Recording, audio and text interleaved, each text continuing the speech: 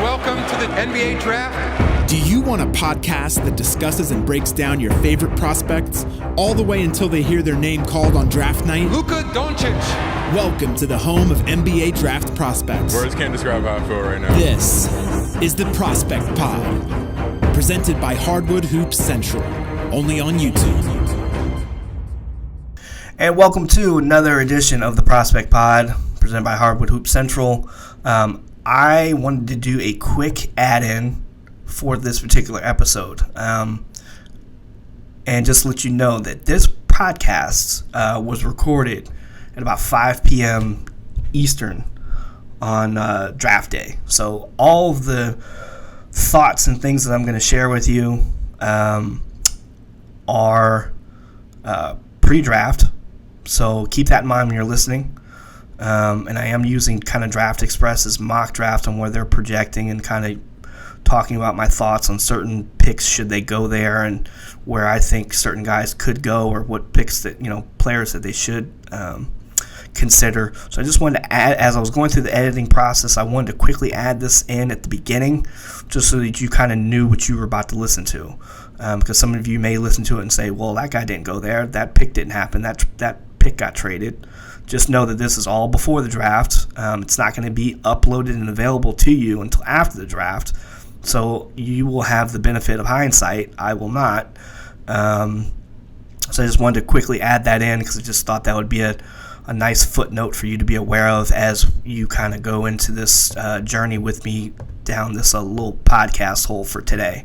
So anyways, either way, I appreciate it. I do a nice little rant and housekeeping notes at the beginning, so some of you may not enjoy that. Skip ahead if you absolutely need to. I would appreciate listening all the way through, but I understand things are what they are. But anyways, I just wanted to add this in quickly so that you kind of had an idea of what you were jumping into, and hope you enjoy this episode.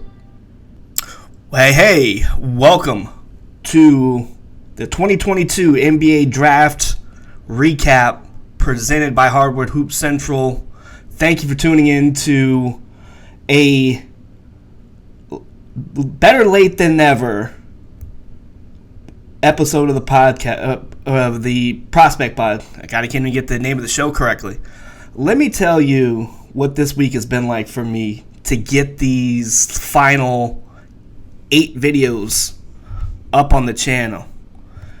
I have had the hardest of hell time between my internet service provider and YouTube just getting up these fucking videos. They've decided that my upload speed needs to be the bare minimum, which, for me to upload a video would take me 2 hours. And then all of a sudden, it's taking me like 2 days. Like, what the fuck? So, I've been sitting here battling with this shit. And I let my computer, a brand new computer, by the way, sit for like 3 days, just uploading whatever videos it could get up. Finally, yesterday, it finished uploading Moussa Diabate, okay, who I'm not even sure if he gets drafted tonight, but if he does, it's going to be like a late second round. So I don't know how much it even helps to put his video up. But I'm trying to get like 8 more guys up, 7 more guys up as of recording this. In hopes that I can give you guys pretty much everybody that you need to check into, because my goal is always obviously get all the guys who are going to have their names called, but then obviously there's a free agency, rush at the end, and of course Shams and Woj and Chris Haynes and all these guys are, tweeting out where these guys are going to sign, and it's happening minutes after the last pick's announced. So I try to get up, 15 to 20 guys who will be getting those opportunities. And that's all I'm trying to do. All the guys I think whose names are going to get called tonight, I feel pretty confident I have them all up on the channel. I might be missing 1 or 2. It seems like every year I'm missing 1 or 2. So unless there's a surprise out there that,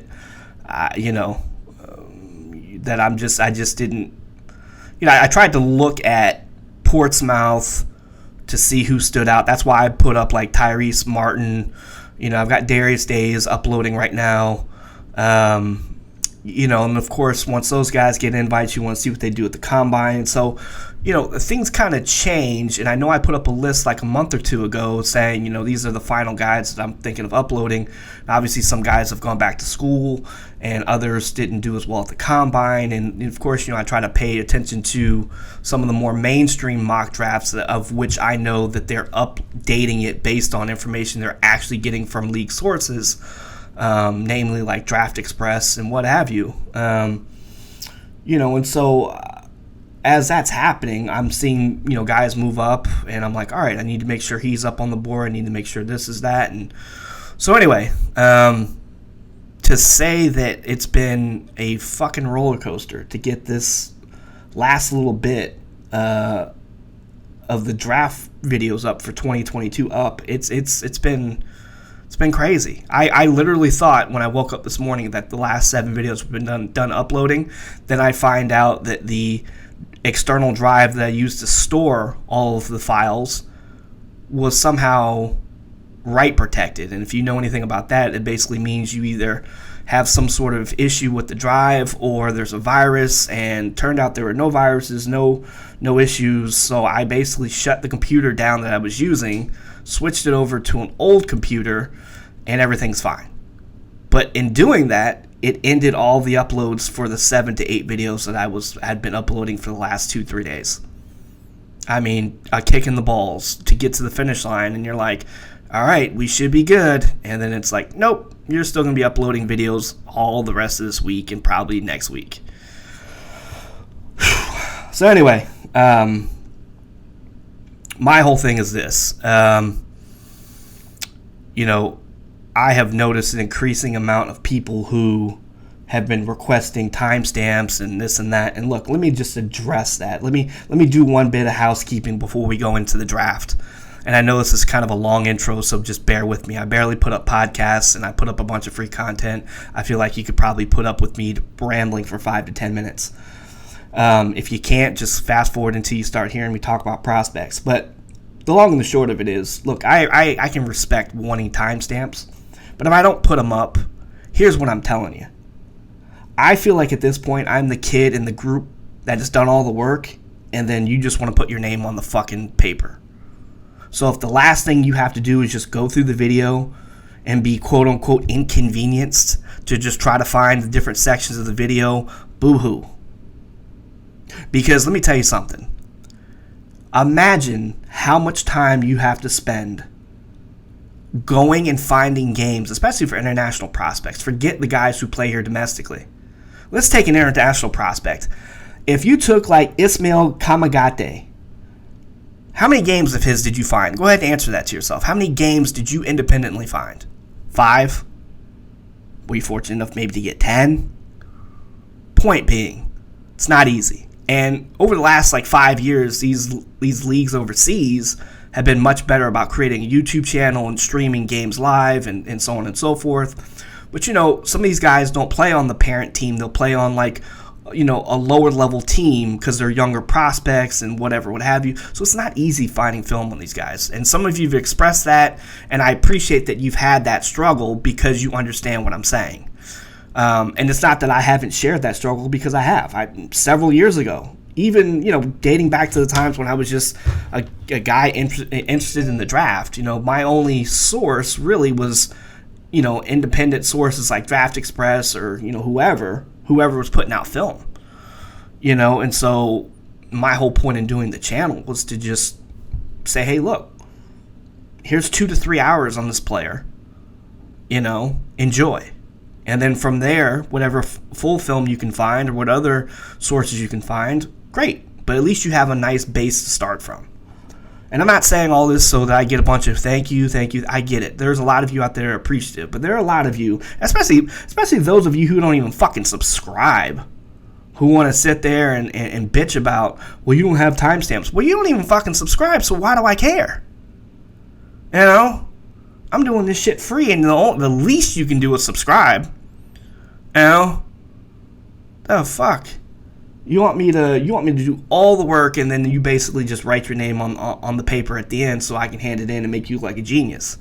And so with that, I hate to say it, but I think after 4 years of doing this, And some of you are like, well, I just got, found your channel this year. And okay, great. But I've been doing it for 4 years. All right. At least. I've been scouting for even way longer than that. The long and the short of it is, ladies and gentlemen, boys and girls, this content is no longer going to be free. I'm sorry. It's just not. I need to figure out how I'm going to monetize it going into next draft. But I'm done doing the free shit. And when it does move to paid content, rest assured, there will be timestamps for everything. I'll give you the timestamps for all the defense. And some of you are saying, why didn't you do that before? I've already done all the legwork. Think how many hours I've saved you scouting these guys so that you can do your own content. I can't even record fucking podcasts because I'm spending so much time doing the videos themselves. I can't even do any other independent work between, basically November and basically March, because I'm trying to get stuff ready. I'm trying to watch guys, trying to take notes, and then we get into, tournament time, and it's like, all right, I got to start putting up more videos because I've got until June now to basically put up 80 to 100 videos. And these aren't small videos, folks. You've seen it. And yeah, every now and again, I still get the jackasses like, nobody's watching 2 hours. No shit. I get it. But you got to realize, part of this is a social experiment for me. Because there's so many people online, and you'll see it tonight in draft Twitter, and you'll see it tonight in NBA Twitter especially. All these people that want to have opinions on these players. And they ain't watched dick. Half of them. 75% of them. They've just watched highlights or whatever. Which brings me to a point. So these are 2 to 3 hour videos in most cases. Maybe an hour and a half. Okay? The average watch time is like 7 to 8 minutes. Now, I'm not saying that to like pull back the curtain and show you how the sausage is made or whatever. I'm just doing it to let you know that even some of y'all who are calling yourselves draft junkies and all this other shit, how much film are you actually watching before you start recording these podcasts and have these grandiose, ideas of what Chet Holmgren's going to be in the fucking NBA? I mean, really. So, it is what it is. All I can say is, after everything I've been seeing in the comments and just seeing on the back end with the analytics, it's no longer going to be free content. And you know what? If nobody ever subscribes to the paid content, I'm fine. Because I can just watch these guys take notes and create, other things independently that stay behind the scenes and just go to, teams that, I've built relationships with or whatever and just keep that going and not even have to worry about it. And create other content. Which brings me to the last thing I want to mention. Some of you have asked for gambling content to come to the channel, and so I just want to, make it known that that will be happening in the very near future. I can't say who yet, but there is a site out there, we'll call it, that has expressed interest in having me create basketball related videos as it pertains to props and things of that nature. So there may be some synergy there and a potential partnership there where starting next season I'll be able to create that content for them and also include it hopefully in our channel. And so that some of you who've been asking me about that in DMs on Twitter or in my mentions on Twitter, just know that content will be forthcoming next season. It'd probably be like a weekly video series type thing. And then I'll still, be trying to figure out how to do the draft content before then. But that'll still show up on this channel for free, and then I'll figure out what I'm going to do with the draft content more than likely. Unless I have a change of heart between now and fucking August, which I doubt. We're basically in July, so. But long and the short of it is, and if at any point there seems to be an odd shift in the audio here, it's probably because I had a little bit of an issue in the recording. So if it seems a little off at some places, just know that I probably had to start re-recording and trying to finish a previous thought as I started to re-record, which I just had to do maybe about 2 2 minutes ago. So if it seemed kind of off to you when I switched to talking about gambling, that's what happened. So anyways, again, full transparency on the Prospect Pod as to what goes on behind the scenes. I am the sole creator of anything you see. So anything podcast or anything video, it's all me. And I'm not saying that, again, to get the pat on the back. It's to say, like, I don't have an audio engineer who's able to say, hey, Steve, give it a second. Let me tweak some stuff. It's me saying, hey, Steve, it stopped recording. Might want to, figure it out. So then I have to stop and then pick up my thoughts and all this other shit. So anyway, now it's been about 14 minutes of me rambling onto this.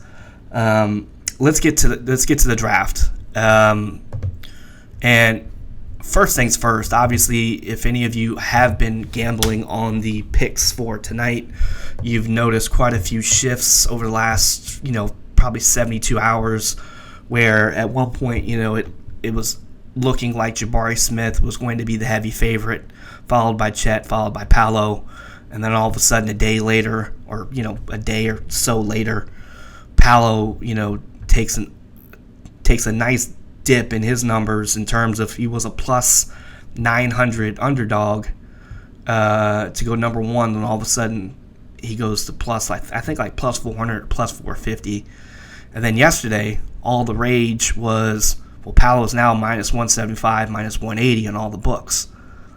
And now, at least the book I use, I live in Florida, so I don't have access to your fancy schmancy, MGMs or FanDuels or DraftKings, because the great people of Florida have decided that if you live in Florida, you're not responsible enough to gamble online.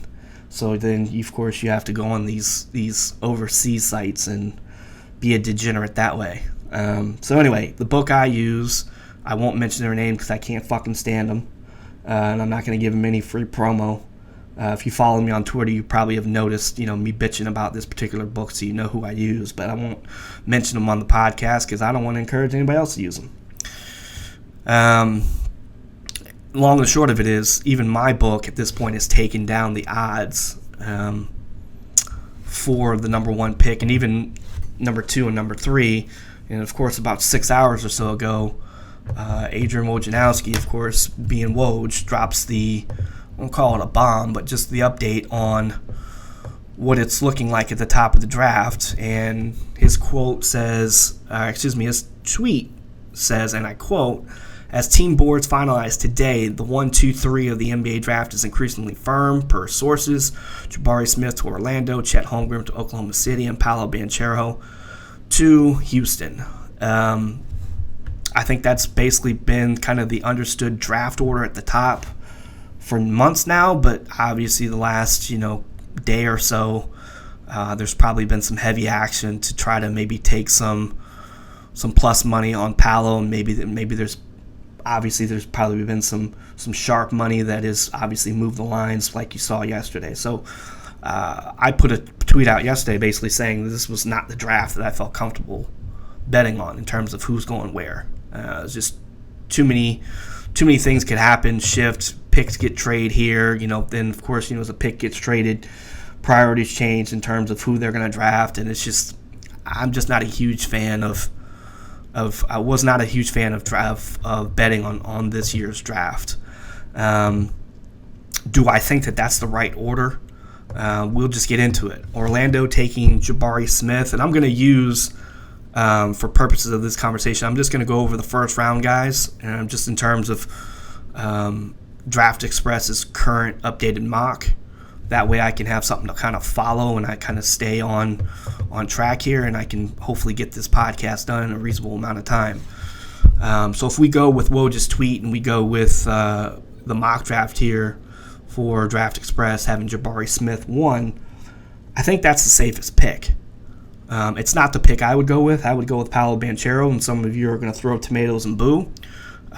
We'll talk about that in a second, but Jabari Smith does feel like the safest pick. If you think about the concerns offensively with Chet as far as to how much versatility he'll have to start, and maybe even long term to some degree, Jabari, I think, kind of comes in more ready-made offensively. We know he can score. He could be a guy who could put up 20 for you. And then the concerns with Paolo have been, his defense. Whereas Jabari, he seems more ready-made to be a more versatile, switchable NBA player. So you're kind of getting, I don't want to say the best of both worlds between Chet and Paolo, but the concerns that you have with those two are kind of minimized a little bit with Jabari. To me, Paolo's the best offensive player between the three in terms of shot creation, legitimate size, like coming in with a legit 6'10", 240 frame, being able to shoot over top, being a legitimate scorer, can create off the bounce, can also be a very solid and good passer. Look, at the end of the day, this is an offensive league. Has been for a long time. With the rule changes with hand checking and everything else that's going on. And I'm saying that as someone who will readily admit that when you get into the playoffs, obviously defense is king, getting a stop when you need to and all that. But if we think back to the NBA Finals, there was a point where things started to go awry for Boston's offense. And after each game, you'd hear Ime saying in the press conferences, like, hey, our defense has been fine. It's our offense where we're just not executing. Now think about that. You're in the finals. You've got guys like Jason Tatum, and you've got guys like Jaylen Brown, guys who can put up 20 to 30 points a game each. Jaylen played excellent. Tatum obviously had his struggles, but we know what he can do, especially coming off a loss.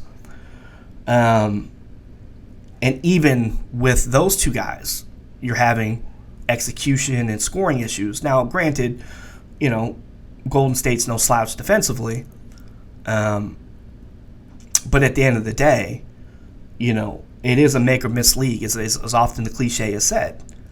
And so if you don't have guys who can put the ball in the basket, if you don't have guys that you can go to get a shot or create a shot, especially when you start to get it. See, the way I prefer to look at the draft is, I don't care about are you going to be a perennial all-star, a Hall of Famer, do you compare favorably to this guy or whatever. I look at it like this. Are you going to make a playoff rotation for the team that drafts you, and what's your impact? And if you're going to be drafting at the top, you want a guy who's going to make an impact on one or both ends of the floor. So if you're going for Paolo, you're going for a guy who's going to have what you would project to have more of an offensive impact. Jabari, I think there's probably a better chance that he'll have an impact at both ends.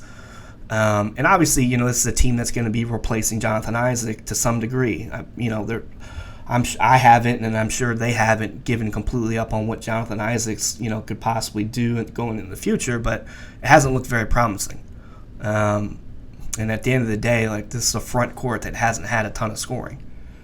So, it's of no surprise to me that Jabari or Paolo would have been the picks here. Now, of course, everybody loves Chet, so Chet's still obviously in play. But it's just one of those deals where, to me, the safe pick here would probably be Jabari. But obviously it depends on what they're prioritizing. Are they prioritizing more ready now, help us win, help us get at least, into the 8th seed? Or are you willing to bet more on upside and hope that you hit a home run with Chet? Seems to me like they would rather find a middle ground. And as I said a minute ago, I think Jabari is that middle ground between what Paolo is offensively and what you hope Chet will be defensively. And when I say middle ground, again, to be clear, I'm not comparing them favorably in one way or another to say that Jabari is the defensive player that Chet is, or that Jabari is the offensive player that Paolo can potentially be.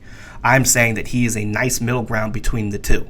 So if you have offensive concerns with Chet, Jabari doesn't have a lot of those concerns, at least day one.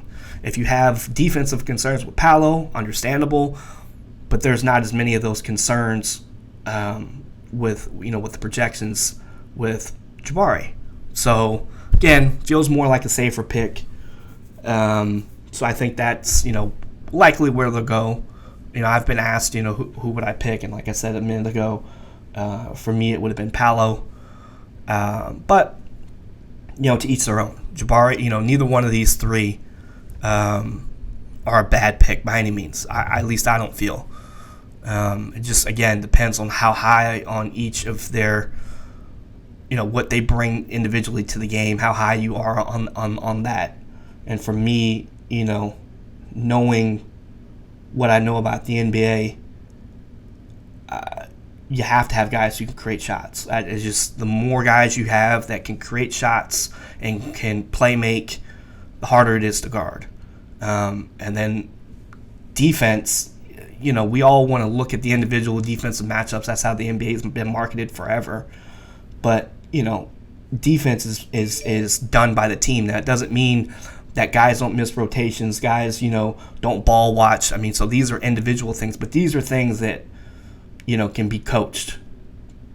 Doesn't mean that guys won't in live time ball watch or make, miss rotations, or do some of the things that will cause a team to have an easier score had that particular player done their job on that possession. But the point being is, number one, team defense is what truly matters. And then some of the things that have been raised in terms of real concern with Paolo, some of a good chunk of that can be coached. Now, obviously, you'd want some of these guys to go into more ready-made situations where they can, kind of be plugged and played a little bit. But, that's just not going to be the case with these top three teams just yet. So, I mean, the bottom line of it, and I apologize if you hear my phone going off in the background. I'm trying to keep notifications on for different things just in case anything happens while I'm doing this podcast. So, long and the short of it, like I say, all three of these guys I particularly enjoy. I think Jabari is the right pick for Orlando if they're wanting to be more safe with it, and take as much of advantage as they can of the opportunity to having the number one pick. From there, Oklahoma City drafting Chet seems like a very Oklahoma City type of a move. And I have high hopes for what Chet can do, for what he can be. Obviously defensively, whether it's been high school, college, he's had that impact. How much of his offense, will be impactful, we'll see. How much of a shot, how much can he put the ball on the floor and score, at the NBA level with the size and the length that he's going to be facing. I still think, though, defensively he'll be able to impact shots, deflect, things in the passing lanes and do the things that he can do defensively. But offensively, between him, Paolo, and Jabari, there's definitely some concerns and things to be desired there, especially when you start to look at the top 5 in this draft, whether it's, adding in a guy like Jaden Ivey, Keegan Murray, even Benedict Mathurin. All of these guys that I just named, the guy who maybe doesn't have the highest offensive upside between those 6 names is probably Chet. So the rest of those guys are more known scorers. So if you have those concerns with Chet, I have it to some degree, but again, I'm also a huge believer in you don't put guys in positions to have to be something more than what they are. So in other words, you don't have to have Chet be 20 a game.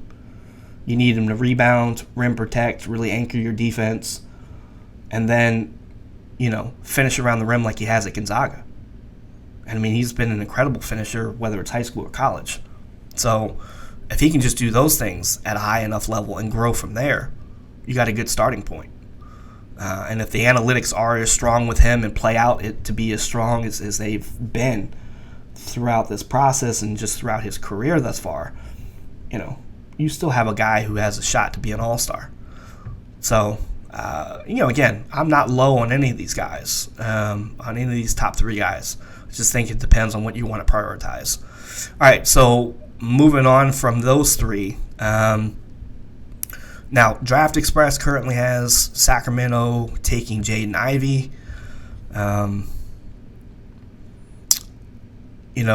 I think for me, let me make sure I pull up the actual rosters for these teams too, because I want to make sure that I have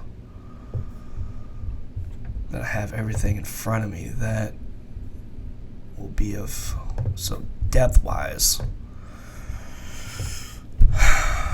So obviously they've drafted Davion Mitchell. They've got Darren Fox, and of course, so to me, for them to go again with another backcourt player, I wouldn't quite understand it. I think there were enough flashes for Davion at different points last year as he got more playing time that I think you should really see what he can do and what he can be. And I was pretty high on Davion coming out of Baylor.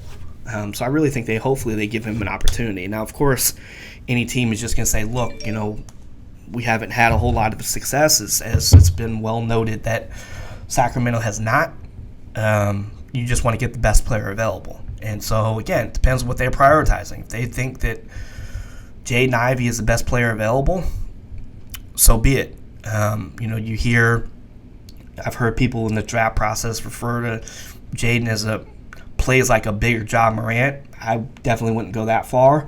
But then on the other side, some of the concerns that you have about Jaden are some of the same concerns that were said about Ja coming out of Murray State.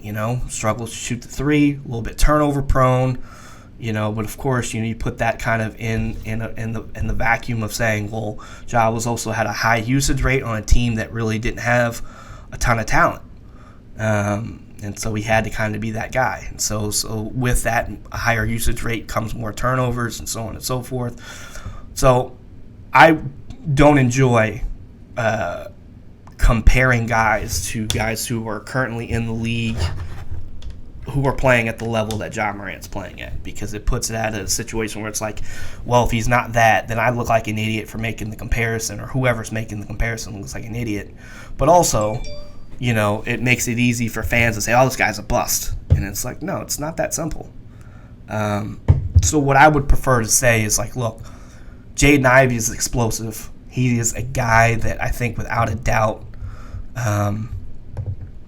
when you see him coming down with a head full of steam, the way in which that he can, his athletic value and his traits are definitely not something you can teach right away, or at all, I should say. But then you've also got a guy who can be a little bit more tunnel vision, who can have situations where he's going to be more turnover prone, kind of play, out of control with the speed that he's got. Force plays here. But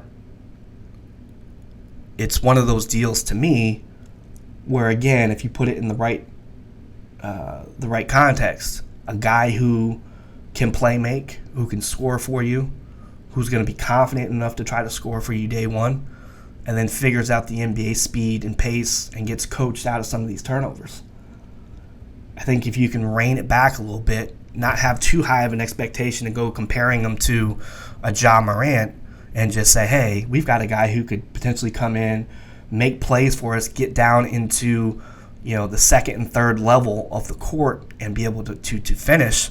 Now, of course, on that end, it's been well noted, that Jade isn't always the greatest finisher. So again, it's all put in a proper context. Getting him to a point where he's able to play and finish through NBA contact, understand his speed and what he can do with it, and then understand that he doesn't have to force plays at the NBA level, because regardless of what an NBA fan will think about the roster of any NBA team, these are the best teammates he's going to play with, at least up to this point in his career. We'll see what happens with the rest of his career and who he plays with and whatnot, but point being, at this level, you can kind of trust your guys without having to force too much. If you make a kick out to a guy, you know, conventional wisdom should be that if he's open, he needs to knock that down. That's his job.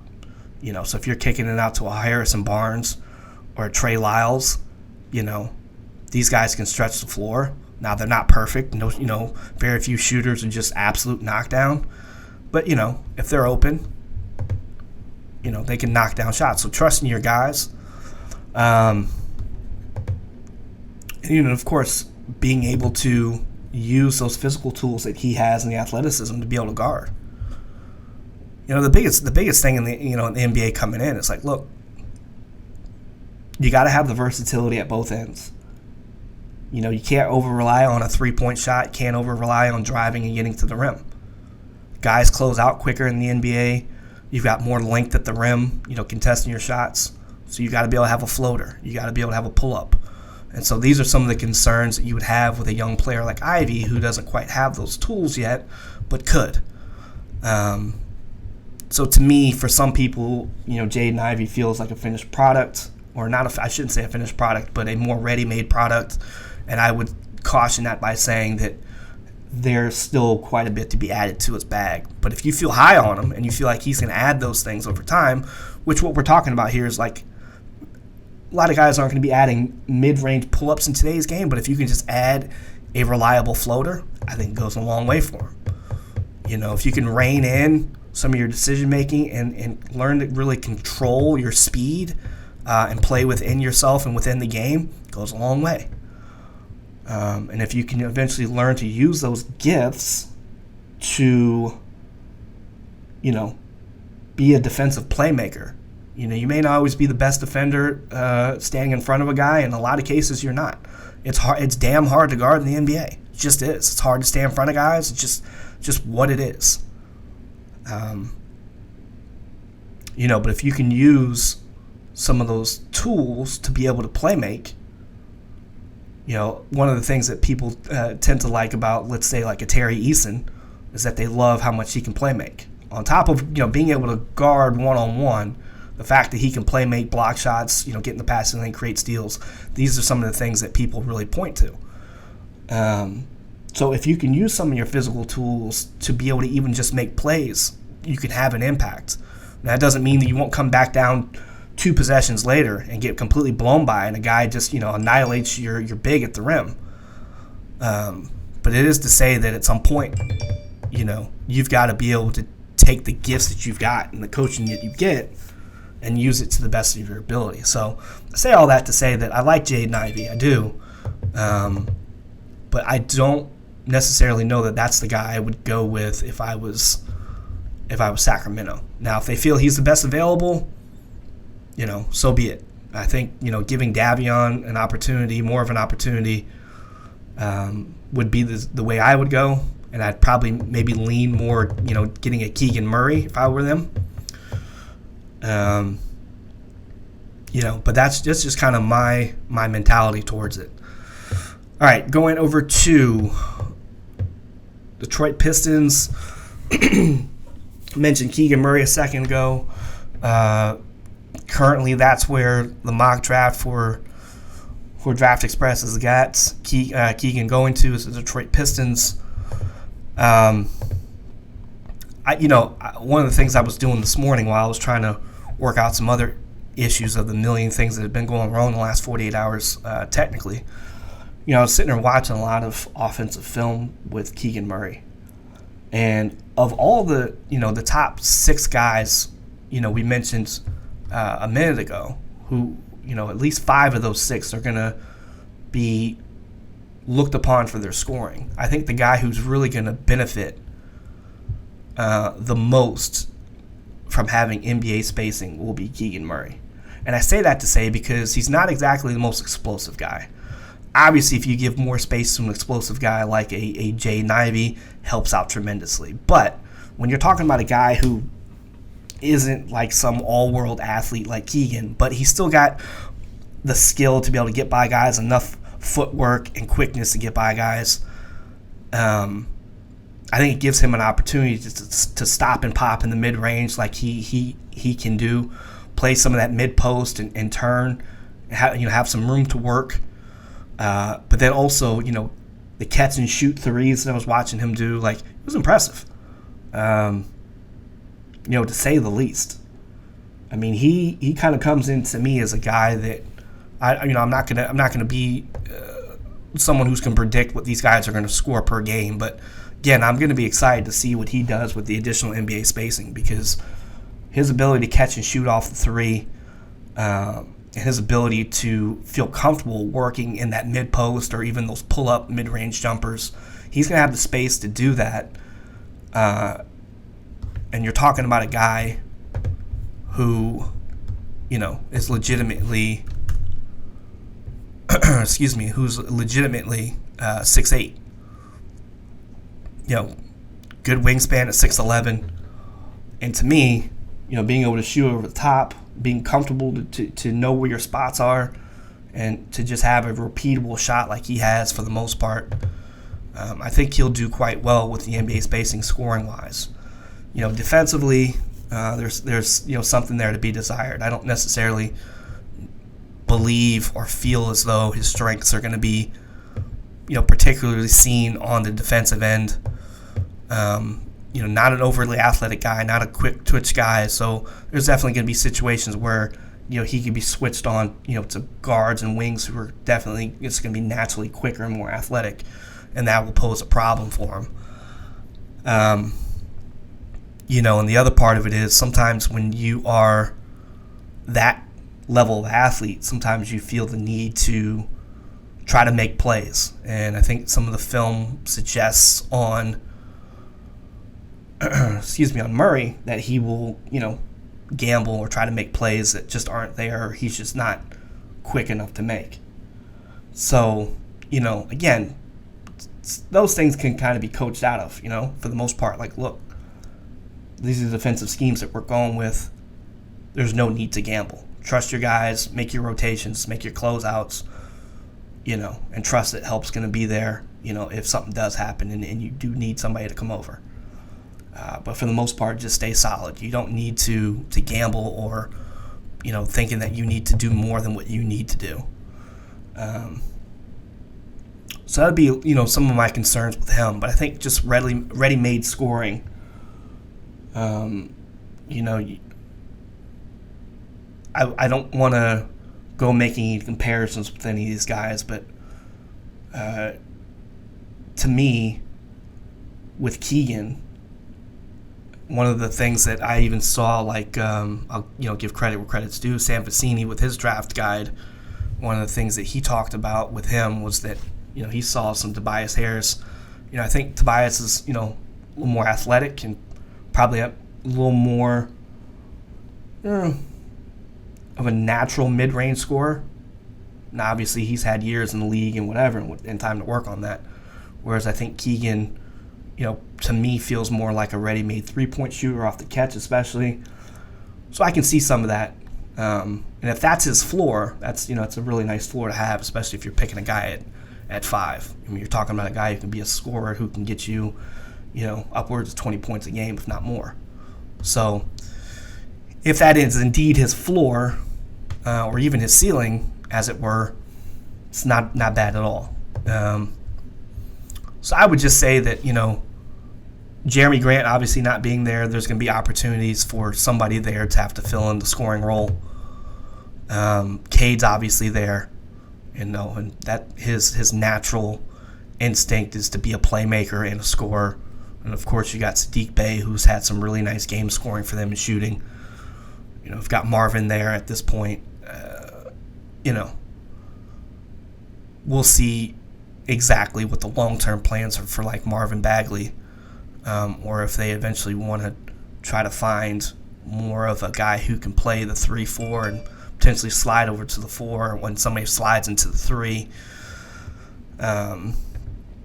But at the end of the day, I mean, this is definitely a team that I think could certainly use wing scoring and shooting to go along with Saddiq Bey. I mean, Saddiq, does an excellent job and continues to grow in that role. But obviously, in today's NBA, especially as you are progressing up the ladder becoming a non-playoff team to a playoff team, you need to have multiple guys who can create, play make for you. So I think Keegan, not necessarily a playmaker and passer, that's not necessarily his role, but just a guy who can go in and score, stretch the floor, and score at a different level. I think he can eventually get to a point where he can have a nice, reliable mid-range game in the NBA. Take advantage of some mismatches and get some nice finishes at the rim. But he'll definitely be able to spread the floor off the catch. So I do think that is a nice, safe pick. I would rather see personally. I'd rather see Sacramento make that pick at 4 with Keegan. I just think it would be a nicer, safer pick for them that would make a little more sense in terms of fit and in terms of need. I mean, again, we mentioned Harrison Barnes and Trey Lyles being there. Trey Lyles being basically 6'9", 230, and you're talking Keegan basically being a guy who's 6'8", 230-ish, 40-ish, whatever it is. Probably might be even a little bit heavier. But either way, I would think you'd want to address that and make that position, between your 3 and 4 as strong as possible before you go addressing the backcourt again, which I really don't think is necessary at this point. So we'll see. I think that's probably the better situation for Sacramento to get themselves involved in. But again, it depends on how quickly, or I shouldn't say how quickly, but how much of the upside they believe in Jaden Ivey, or even Benedict Mathurin, as it were. I'm personally pretty high on Benedict myself, and with that, we'll go into the Pacers pick, who is currently being projected by Draft Express as being Benedict Mathurin. For me, the volume in terms of being able to shoot and score from 3 and still be able to be about a 36% three-point shooter as he is enticing. I love the athleticism that he can bring, the energy that he brings. I think there's enough there physically to warrant a guy who can at least be a solid all-ball defender with his gifts, 6'6", with 6'9" wingspan, so he's prototypical in that way. You want a wing who's going to have, 6'5", 6'6", 6'7", 6'9", 6'10", 6'11 wingspan, so he's right there.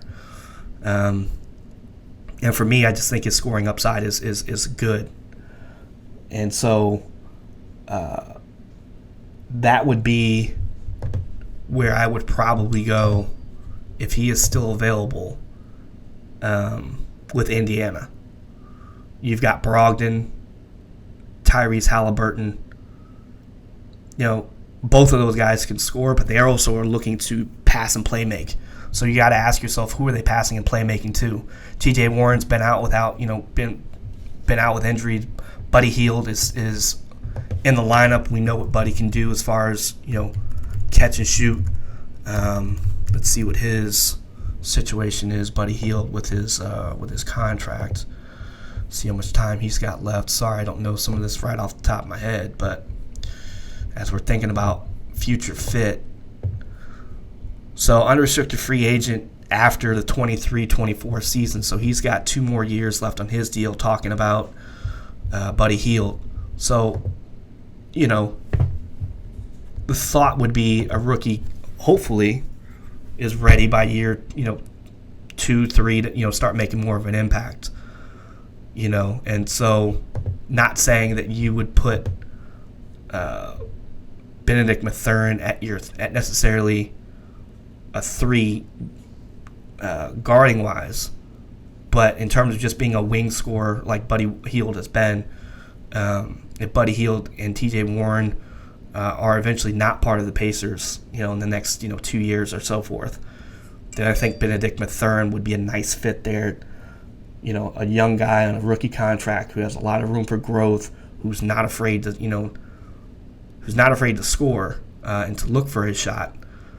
I just think that would be a nice little addition for them. Of course, they've got Chris Duarte. They drafted Dwayne Washington Jr. These guys are young wing scorers in their own right. But again, if we're going with the addressing future need and present need and best available with that in mind, I think Benedict Mathurin has a higher upside to me than Duarte and Dwayne Washington Jr., just from a scoring standpoint. So I think that would be a solid pick for them for sure. And Benedict has been a guy that, throughout the draft process, I've been increasingly more excited by and enjoy watching his film. Does he always make the best decisions? And no. Does he always take the best shots? No. But again, these are things that you can rein in with guys. Hey, you can't be taking those shots that early in the shot clock, or forcing this shot up. Don't have tunnel vision. Find your guys who are open, make the extra pass. You don't have to feel the need to force anything. You don't also need to feel the need to have to come in and be an instant scorer. And I think him playing alongside guys like Halliburton and Brogdon, guys who are comfortable with the ball in their hands, making decisions, takes out the need for a Benedict Mathurin to make any decisions or too many decisions with the ball in his hands. And he can just focus on being who he is, which is a scorer. So, to me, I would like that pick there. Let's go over to Portland. Portland obviously has been busy with the trade, with Detroit getting Grant over into their fold now.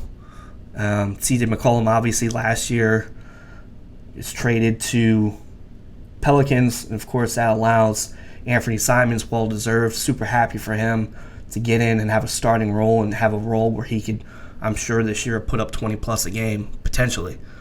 So with that in mind, where do you go? Currently, the Draft Express mock has Dyson Daniels. Dyson, in the G League became more known for his offense, but also pace of play. Some of the athleticism he showed, some of the poise and polish he showed. Feels more like a ready-made guy who can come in and add depth to your backcourt. The depth for Portland right now is Brandon Williams, who had some nice games towards the end of the year. A lot of guys made some good prop bet money off betting him to score 15 to 20 points. I was seeing that quite a bit. Having Keon Johnson, Eric Bledsoe, Chris Dunn, Ben McLemore, C.J. Ellaby, Nasir Little, obviously. I think when it boils down to it, you're probably looking at Lillard, Simons, excuse me. Of all people, I should know better. The high school that Anthony went to is 15 minutes from my house. I've been watching him since he was in 9th grade. I've been getting mad at people for years at saying Simons, or for saying Simmons. Look at me, see? Probably should edit that out, but I won't. Human mistake. But I think ultimately Lillard, Simons, Hart, Grant, Nurkic, and so you start to look at, okay, where's our depth? And so it is a situation where you go probably best available, and of course Portland's really trying to look to get themselves quickly back into the playoff picture and start to make whatever run they can. I mean, having Damian Lillard on the roster kind of elicits that need to try to win now and take advantage of his time there in Portland. So, going for more of a project probably, doesn't make a whole lot of sense for them. Having a guy who would, as we mentioned, towards the beginning of this podcast, a guy who's more ready-made to, who's more ready-made to, come in and make an impact in the playoffs, and biggest thing is making an impact in the playoffs, especially if you're a rookie, is,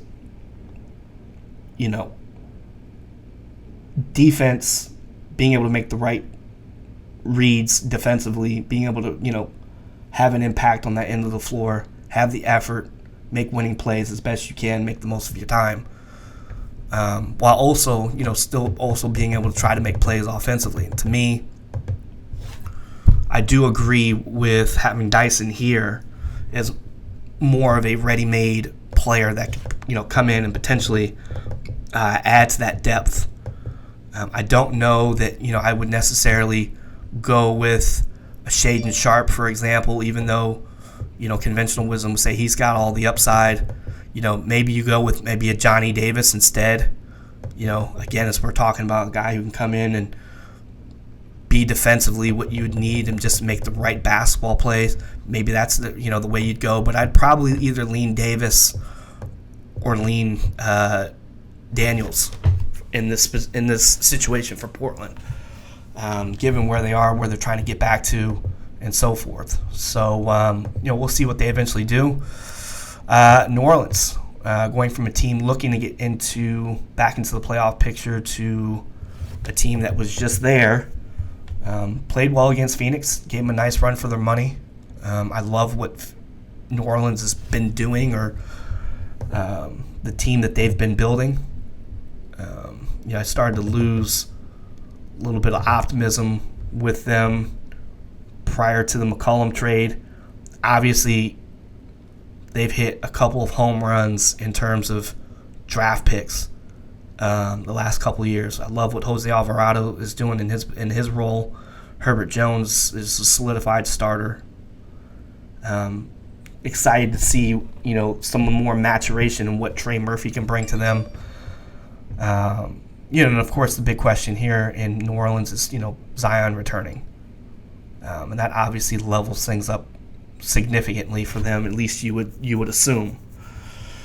So for me, again, being this is a team that's already right there, at the playoff level, taking the best available guy. Maybe you can afford to take more of a project and see what they can evolve into.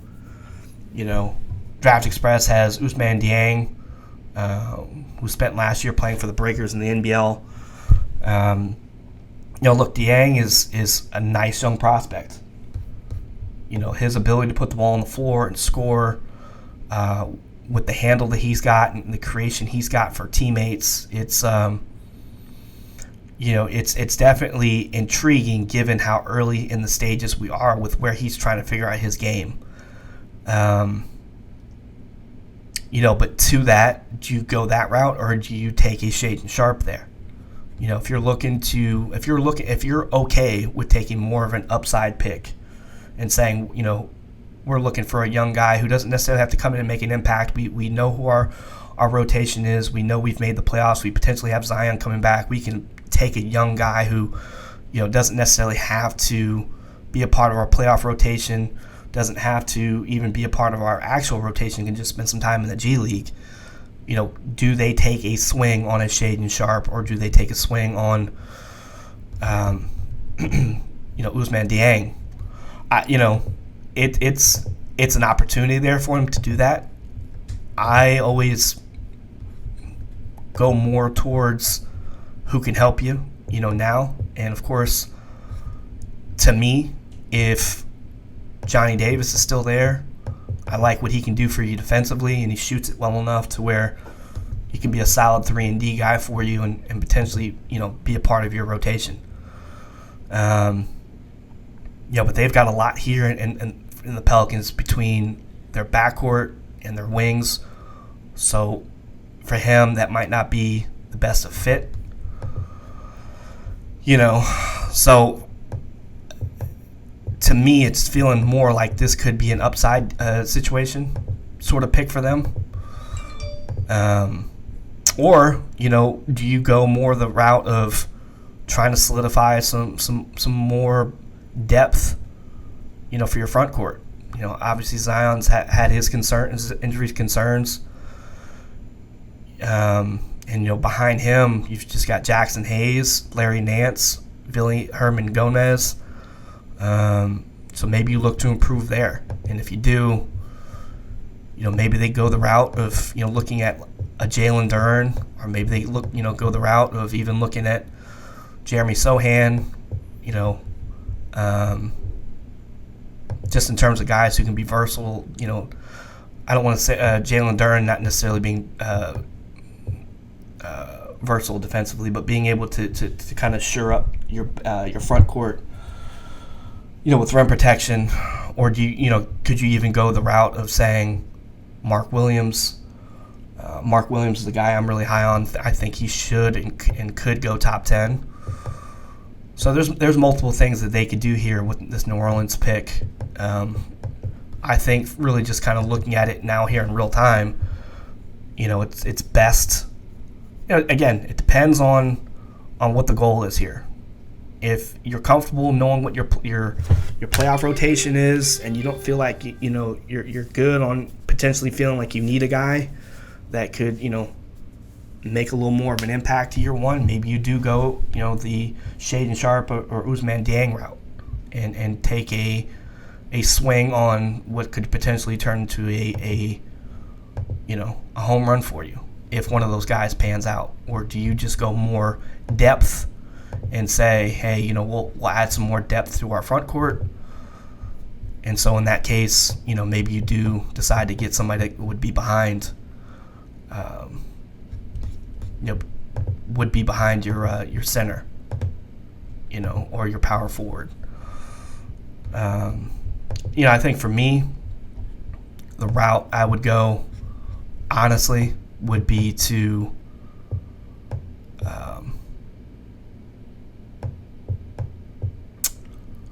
I would probably lean more towards the depth and maybe take like a Mark Williams, for example. That would be my initial thought of it, just thinking about Jackson Hayes, Larry Nance,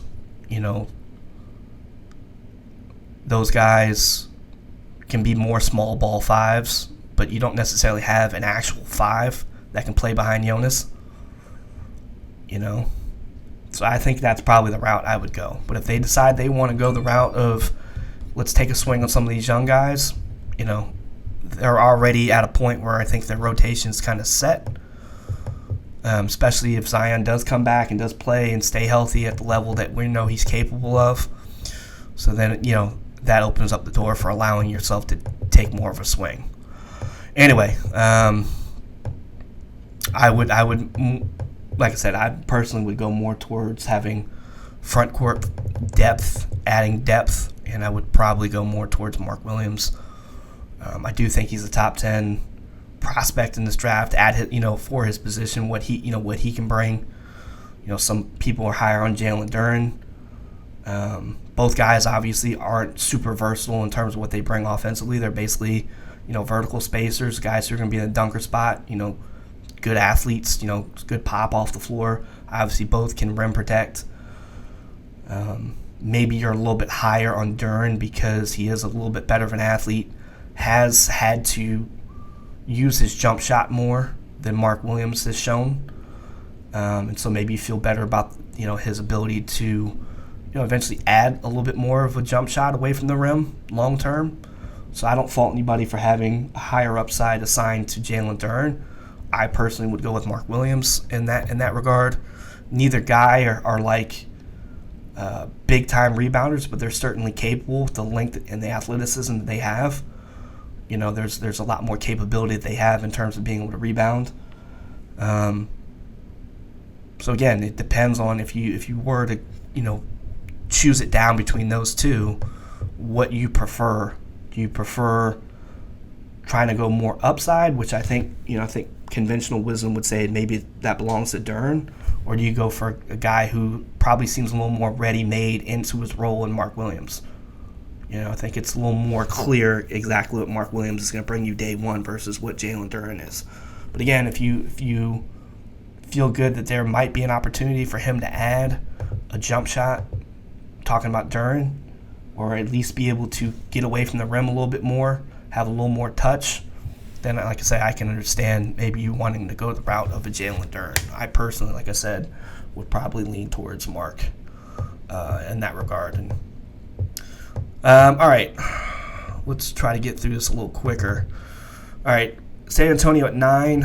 Draft Express currently does have Shaedon Sharpe. Going to San Antonio. Look, I'm going to be very honest. I have not been able to be on the EYBL or even the shoe the shoe circuit recruiting trail as much as I'd like. We do have a video up of Shaedon Sharpe of what games I could get access to. So hopefully that was helpful to you. But in terms of helpful to me, a lot of it's just me making calls to talk to guys who have had the time to see Shaedon over the last, handful of years while he's been coming up through the AAU circuit and obviously becoming one of the top prospects in the country. A lot of people were excited about him because of the athleticism, the physical tools, and what he can potentially bring. I personally don't feel like I've seen enough to make an overarching opinion on what he can or can't be. I look at situations in years past where people have made a lot of declarations on guys, especially when they've not been readily available for people to watch, whether it's been, a situation like Mitchell Robinson, or whether it's been, Mitchell Robinson, or we're talking Darius Baisley. In situations like that, I'll just stop there. While I've got a couple other faces in mind, names aren't coming to me right off the top of my head, and sometimes that happens. But, do I think that Shaedon necessarily has kind of the impact that Mitchell's had? And when I say impact, I mean we understand that Mitchell can kind of come in and start and be a guy who can rim protect and be a vertical spacer, and we know what his role is, and things have worked out pretty nicely for him. Shaedon, I think, it all boils down to me what you believe about his, potential scoring ability. Because from everything I've seen, everybody I've talked to, that's where the upside is. So if you are someone who really thinks that he is going to be, potentially a 20-point-a-game scorer or has that kind of upside, then yeah, maybe he's a top 5, top 3 pick for you. Maybe he's a guy that, that you're willing to take a swing on if you're New Orleans or some of these other teams that are picking a little bit higher.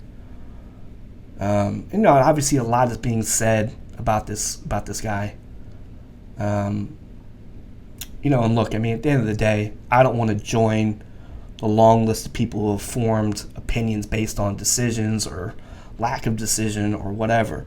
It's not my place. I'm really just here to, comment on what I think guys' capabilities are and where I think guys would be a good fit. And I just haven't seen enough of Shaedon to make that, any of those kind of declarations. But I think it is a shame that whenever guys are a little less seen during the recruiting process, or even not the recruiting process, the draft process, I should say, that all of a sudden, a lot of things are heaped on them in terms of opinion. And I know that doesn't necessarily have to impact the player, but it's just, to put it all out there, it's just, to me, is not, I don't want to say it's not fair, even though it's not, but I just don't think it's right. I feel like you're eventually going to see this guy in the NBA. You can't make, and people are going to be wanting to make opinions of him right away because this will be the first time they've ever seen him. And I don't subscribe to that thought process. Like, let's as soon as we see somebody, let's go ahead and start making our opinions. Especially in a situation where you didn't play last season. We don't know your entire situation. And so as opposed to trying to create a narrative on, banking too much on a guy's upside or saying a guy is going to be overrated because, maybe he's just trying to hide or whatever, some of the crap that you just read out there is just, it's silly. My whole thing is, if and when he gets drafted top 10, which it seems like he is, I haven't seen anything, and trust me, I've been looking. I've been seeing books that have been putting out odds on him to go outside of the top 10 at like plus 800, plus 1,000.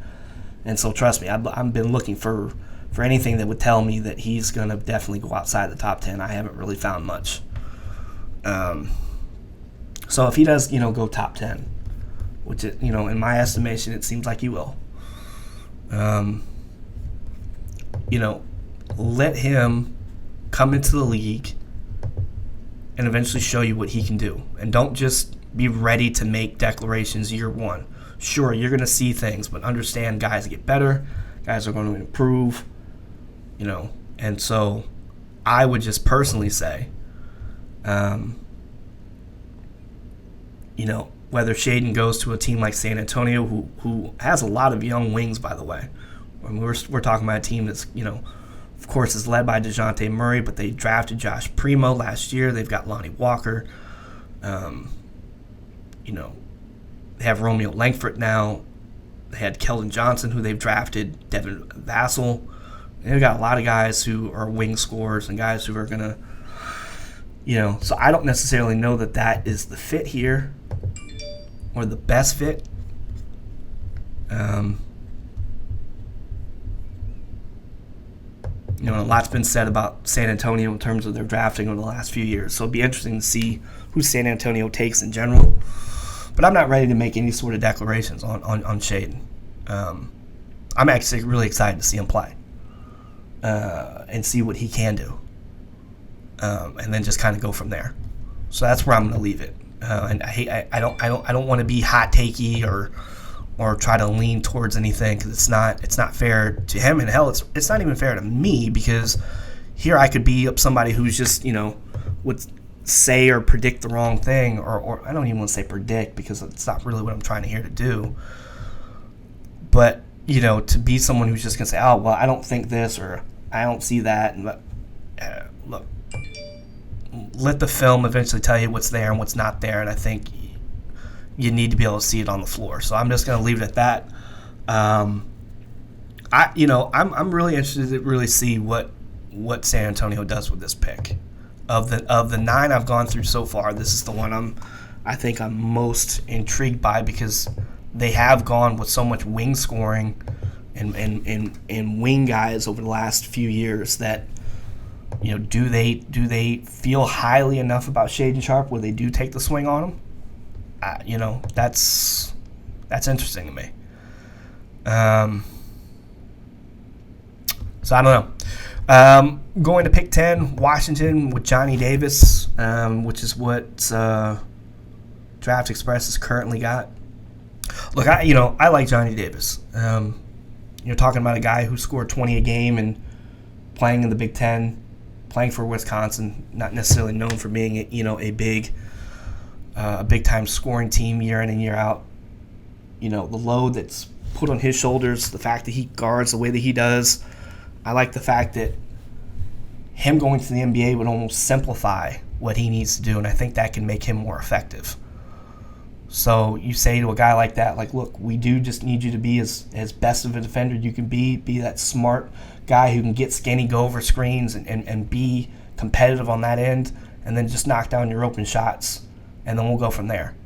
I like being able to take a guy who's already shown he can do a lot and reduce the role down enough to where it's like, look, we just need you to be really great at this.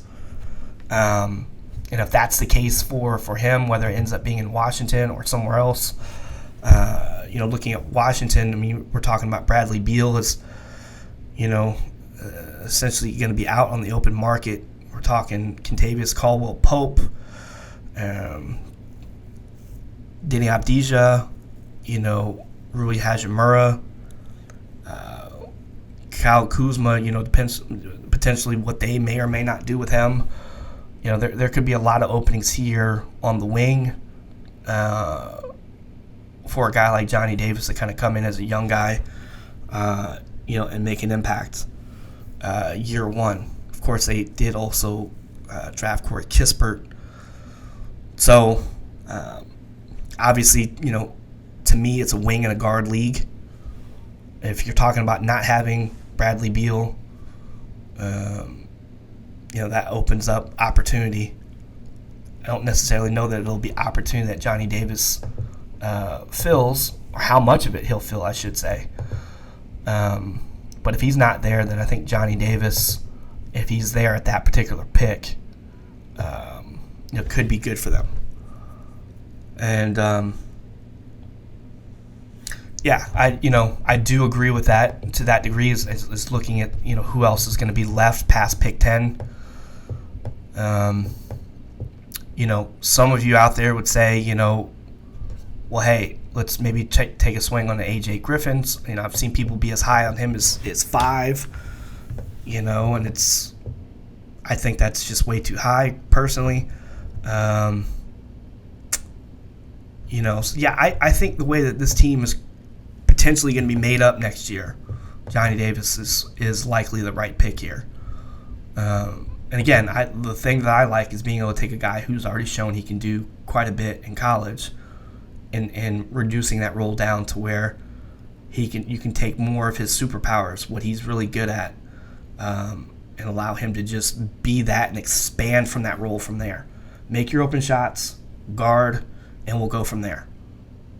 And that to me, whenever you can give a guy that kind of an opportunity without heaping a bunch of expectations, all right, that's certainly helpful in terms of development, and that's certainly helpful in terms of how people eventually feel about his progression. So I think that could potentially be a good spot for him overall. All right, so going from Washington to the Knicks at 11. Draft Express has got Jalen Duren going. As I mentioned before, I'm a little bit higher on, if you were going to go that route. If you were going to go that route, I would probably go Mark. Obviously, Mitchell Robinson being an unrestricted free agent, there's a need there to fill, your 5. So I don't think you necessarily go wrong with either Duren or Mark Williams. Like I said, for my money, I'd go Mark Williams, but that's not to say that I didn't enjoy Jalen Duren at Memphis or the times that obviously the times he was playing in high school. So I don't necessarily know that you go wrong with either guy. To me, if you think about what Mitchell Robinson currently brings, to me, either Duren or Mark can kind of fill that role to some degree. Obviously, Mitchell is a talented player, and he's been able to prove himself to a degree in the NBA that these guys haven't had that chance yet. But a vertical space or a shot blocker guy who can run the floor, these guys can do that. So I think it really just comes down to which guy you have a higher projection on, maybe offensively. And I don't think you can't project either one of those guys too high offensively. So then maybe the differentiator for you is how well he can rebound, and how good of a rim protector and shot blocker one guy can be over the other. And for my money, I would lean towards Mark, but I don't think Jalen is a bad option there at all. So either way, there's an opportunity there for Memphis for the Knicks to to be able to fill Mitchell Robinson's shoes to some degree. All right, going to Oklahoma City Thunder. Who's to say what's going to happen with this pick? Obviously, you've got Charlotte and Oklahoma City here at 12 and 13. Actually, it'd be the reverse. It'd be Oklahoma City and Charlotte at 12 and 13, respectively.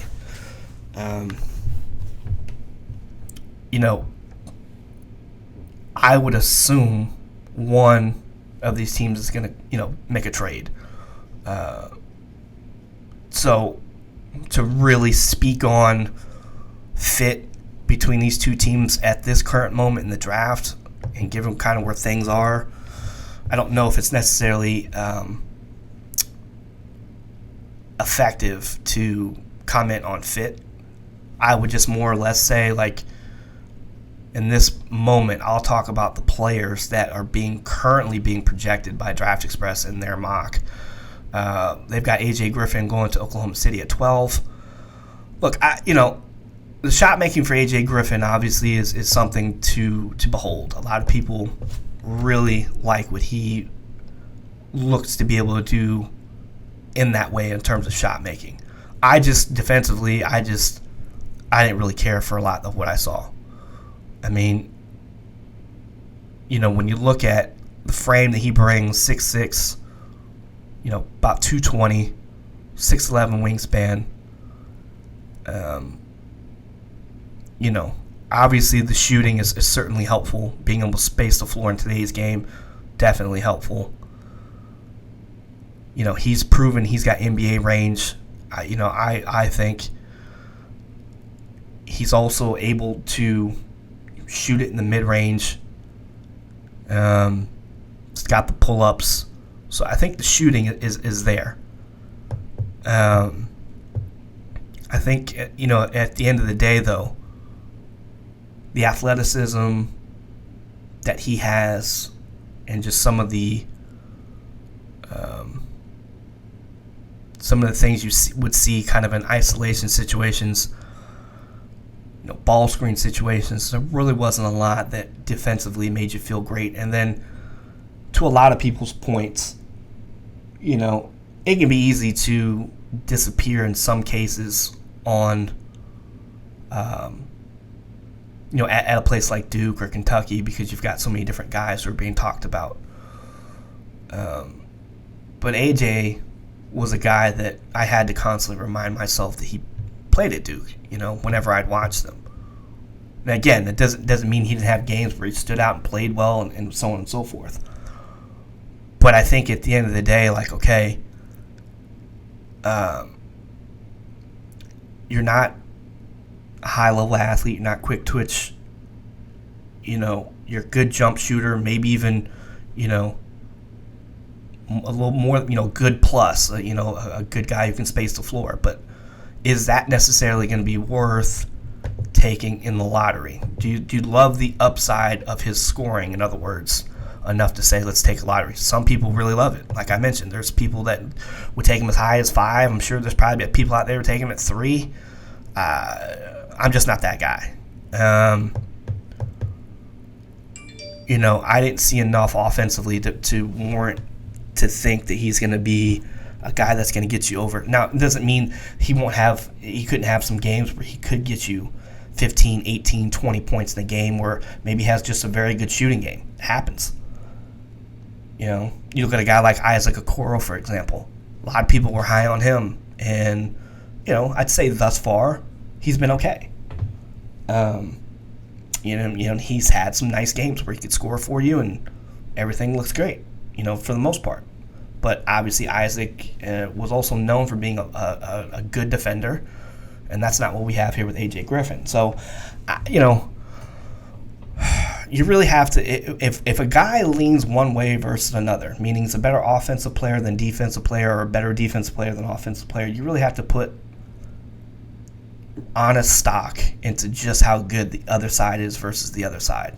So if one side is just bad, okay, then the other side, how much better is it to make up for the bad?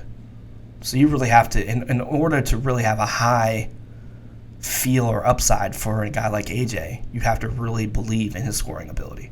I'm just not that guy. I think he's a good shooter. I think he'll be able to space the floor. I think he'll have some games where, he'll look good. He might give you 15, 18, 20 points in the game. You're like, hey, this was a good, it's a good pick for us. And then he might have, 2 or 3 games in a row, like you see with Isaac Okoro, to some example, where he'll give you 20, and then the next 2 games he gives you under 8 points. But again, at least with someone like Isaac, he was more athletic, but by a lot, and then he was also known to being a defender. So you could kind of say, all right, the offensive stuff is great, but we know we're getting the other stuff, so it kind of balances out, and he can still kind of be on the floor, in defensive situations, or whatever. But I just didn't see enough to be that high. I think if you love his scoring and shooting, I guess I can understand it, but I'm just not that guy. I think it's kind of intriguing the way that this is working out with this Draft Express mock draft, because they've got another guy who a lot of people are super high on, and in some cases I like, and there's other things that I don't really care for, and that's Jeremy Sochan. There are people out there just love Jeremy Sochan. I mean, just love him, and I get it. The energy, the versatility, and he plays like he gives a fuck, right? I mean, ultimately, again, going back to kind of our premise here, you want to get guys who are eventually going to make your playoff rotation. I think a guy like Jeremy Sochan can make your playoff rotation. Just off the fact that, like, if we can just get this guy to be a 34% three-point shooter in the NBA, which is not going to be a small feat. You know, he's currently sub-30 in college. But he's also not afraid to shoot it. He doesn't have a terrible-looking shot. And he's willing to be aggressive. But to me, he's best free throw line and down. You know, maybe you can get him to a point where he can do some short roll stuff, you know, from the elbow or the nail. But for the most part, you know, getting him downhill in some way, shape, or form is probably best, because he's a decent enough finisher. He's long. He's athletic. You know, he's a pretty fluid athlete for the most part. So getting him free throw line and down, I think, is certainly of value. And then you add in, you know, what people assume, you know, is a good defensive upside, maybe even better than good. You know, but I think at the end of the day, the make or break, and I think everybody will say this about Sochan at this point, is just, you know, the shooting. How well do you project his shooting to be? Because if we were talking about a guy that we thought could, you know, shoot at least league average from three coming in, it'd be kind of a no-brainer to say, okay, this is a versatile defender who can spread the floor. Cool. Plenty of teams want that, need that. You know, great, we'll take it. But that's not what we're necessarily talking about. So I like him free throw line down in terms of where he, you know, how he can score. You know, in that regard, I like the fact that he's got confidence to shoot the three and doesn't necessarily seem to faze him in terms of, you know, taking whatever shots are available to him. You know, but there hasn't been anything shot-wise that's made me feel confident that is going to go up so much that the other stuff is going to really be of that much value. In other words, if he was a very good, versatile, switchable defender, but he goes down on the offensive end and it's almost like playing 4-on-5, where the teams don't necessarily have to guard him very much, how much of an advantage is it to take him as high as some people are willing to take him? Some people want to take him as high as 6, 7, 8, you know, top 10, whatever. And to me, when you've got some of the talent you've got that would be behind him and around him at that point, like, you know, do you do that? I think for sure he makes a playoff rotation. Meaning I think he can make, in my estimation, he can make an impact for you in some way, shape, or form. Because I just love the fact that he gives a fuck. Like, you can just see it in the film. And he just plays hard, and you love that, right? At the same point in time, you don't want to be in a situation where you feel like, you know, he can be unguardable. Like, he's, in other words, he doesn't have to be guarded by the opposing team offensively, or they're not worried about it. So how do you utilize him effectively enough, you know, to use that energy and that, you know, and what he brings naturally to the game to allow him to still be effective? So to me, if you really have him that high, you either have to be high on his shot, on what it could potentially be, or be enough to where all the rest of the stuff is gets the focus. I don't know, because, you know, you could be in a situation where, you know, you could have a Matisse Thybulle situation where you've got a guy who's got good or great potential defensively, but offensively he doesn't do a ton for you. And then you've got a fan base that's saying, well, yeah, but he can do this and potentially he can do that. And it's like, yeah, but we haven't seen it yet. So could you be in a situation like that with Sochan? I don't know. But there are aspects and things that he has that I like. I genuinely like. I don't know that I would be the guy saying, let's take him at 6, let's take him at 7, let's take him top 10. Late lottery, I'm okay-ish with. But even to some degree, that feels like a stretch. But again, if you're super high on his defense and you think he can eventually get to a point where he's league average from 3, then it could very well be a good pick and fuck what I'm talking about.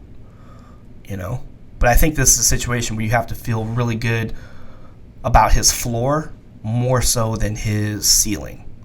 And if you feel really good about his floor, then it's a no-brainer to you. But if you don't feel as great about his floor like I don't, I really liked Matisse Thybulle, and I'm not comparing the two. I'm just trying to give you a kind of what I'm thinking in terms of, well, on offense, Matisse doesn't necessarily have to be a guarded guy, but on defense, we know what he can do. So if we're going kind of with that mindset on what Jeremy Sochan could potentially be,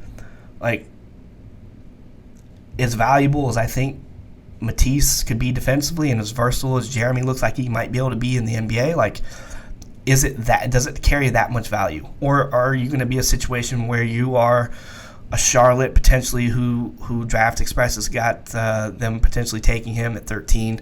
Are you going to be one of these teams that's, a year or two later looking to draft another powerful, wing, as it were, another power forward?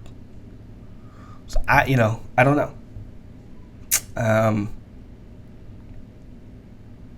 To me, it feels too high to take him top 10. Feels a little risky to take him even lottery. Especially when we're talking about like if it was a lottery situation where it was a decent enough team that had playoff aspirations next year. I mean, let's say Cleveland, for example. Let's say if what we saw this year turns out that they can actually make the playoffs next year, and they decided to take a guy like Jeremy. Maybe. Because you don't necessarily have to have an offensive guy, because if you've got potentially Sexton there, you've got all the guys that they've got between Mobley and Garland and all these guys. He doesn't necessarily he can just be who he is, and he can kind of just come in and just be the glue guy. You don't necessarily have to worry about him being able to spread the floor. You can kind of make up for it to some degree with other guys, but he can just be that glue guy, grab a rebound and go, be disruptive on defense, and you're just glad to have him on the floor when you have him, and you just find a nice little spot for him within your rotation. Okay. But if you're a team like Charlotte who they just need guys, they just need guys, I don't know necessarily that you go this route. So, I don't know. It's interesting talking and seeing the conversation surrounding Jeremy Sochan. It really is. It really is. Because I do see the things that people love, but then I do see things that I just know that but what if this is kind of what he is on offense to some degree? Now, of course, again, we don't ever want to look at guys as they are today. It's how they're going to be in 3 to 4 years, right? You want to project, but again, when I was looking at the conversation surrounding Jeremy Sochan and watching the film, I did kind of think of, what if he ends up being like a Matisse Thybulle, where you're happy to have him on defense, but offense you're just kind of we don't know yet, and you're constantly year 2, year 3, we don't know yet. That's kind of the situation where I thought you could potentially be with him, and so being super high on him may turn out to be an okay situation if you've got other guys, and it could be a situation where you're just because I think for Matisse, right, he's still always going to have a role on whatever team he plays on, and there's enough offense on that on Philadelphia at this point that he doesn't have to necessarily be much of anything offensively. But then he ends up just being mostly a second unit guy, you know. And do you want to draft a second unit guy in the lottery? So this is just the thought process that I'm going with. Somebody's hearing this is like, well, I think he's going to be this and that, and I love this. Hey, great. If that's you, cool. I'm just trying to give you the devil's advocate side. I see a lot of the things that you see. I'm just not as high as some of the things that you're hoping that he's going to turn into. That's all I'm saying.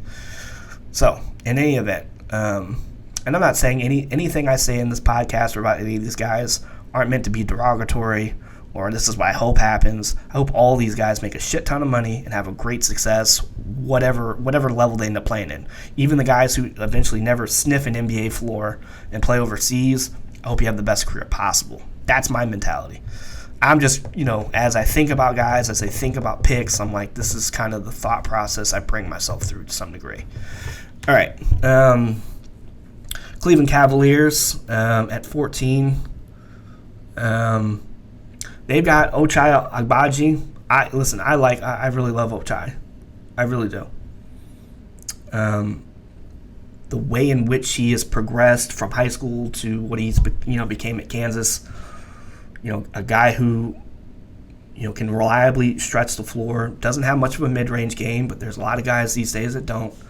A guy who can be an excellent cutter, a solid defender. Already comes in with an NBA-ready body. A little older, 22 already, and coming into a team like the Cavs where, again, what we talked about is this is a team that is kind of knows who their guys are, right? I mean, think about their starting five. Assuming Sexton's there and whatnot, this is your starting five. You've got Garland, Sexton, Okoro, Mobley, Allen. That's a nice starting five. Then you've got guys like Karis LeVert coming off your bench, Lauri Markkanen, Kevin Love. Like, this isn't a team that necessarily has to take a swing on any young guys. Like, they're just trying to, hey, let's make the playoffs. Let's try to see if we, how far we can get and make a run. So this to me feels like more of a team that can take an older guy who can come in, kind of be a little plug and play. You don't need him to do a ton, just do his job. And I think Ochai is a good pick there. I like that projection. I do. I like him personally, so him going late lottery, I'm okay with. Some of you may want, a Jalen Williams maybe a Terry Eason.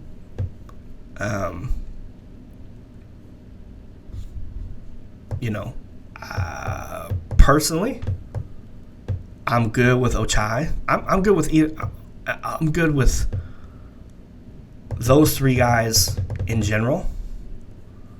I think if we're just going to say, so between, let's say Eason, Williams, Jalen Williams, and Ochai, and let's see, who else can we add in for conversation purposes to try to keep things moving? All right, we'll stay there with those three. I would say, probably the better offensive weapon in terms of, playmaking and scoring. Probably the more balance belongs to Jalen Williams. Probably the better three-level scoring, and then you think about defense. To me, it belongs to Terry Eason. So, Ochai, of the three, I would probably put third on that list. But again, I don't have a problem with him going to a team like Cleveland. Again, this is more like we're talking about a team who's already a playoff team and who's getting a lottery pick, who already has their rotation set, who has guys like Lauri Markkanen who can come off the bench, who has guys like Karis LeVert who can come off the bench. This isn't a team who needs a lot. They just need to win games and be able to win games in the playoffs. That's what we're talking about, right? We're not talking about Charlotte, who's the best player available, type of situation that they're consistently in. We're talking about a team that's found their guys, assuming Sexton's back and everything is kind of okay there. You know, they're ready to roll. So I wouldn't have a problem with either one of those three guys. I think that's where I'd rank them, though. I'd probably go Eason, Williams, and Ochai. But I don't think if you were just going to add a ready-made wing, you know, Jalen's a little over 21. All three of these guys, we're talking 21, 22. So they're not, 19-year-old draft pick. They're, 21, 22-year-old guys. You make sure you do your intel work on trying to figure out, who's got their head on right, who's just going to come in and be a pro day one, ready to work, ready to, to just accept their role and be a star in the role. Figure that out, and you select your guy.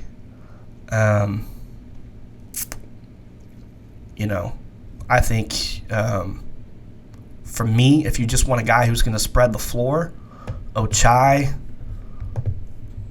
to me, would be a little bit better in that sense.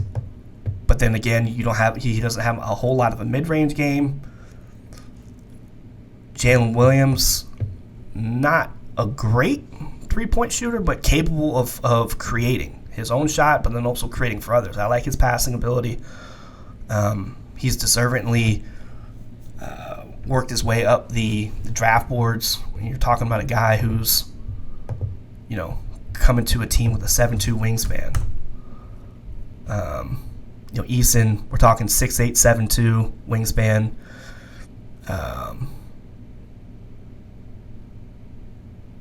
So I don't think between those three guys, like if I had to kind of lump them in, age, kind of size and length for position, all three kind of have something you could like, and that could be a little bit older, could come in, and be good and be good in their role in some way, shape, or form. Ochai, I think, is more ready 3-and-D just for that role. Terry Eason, I think, is more of a 3-level scorer, strong, physical kid who can really be a versatile defender.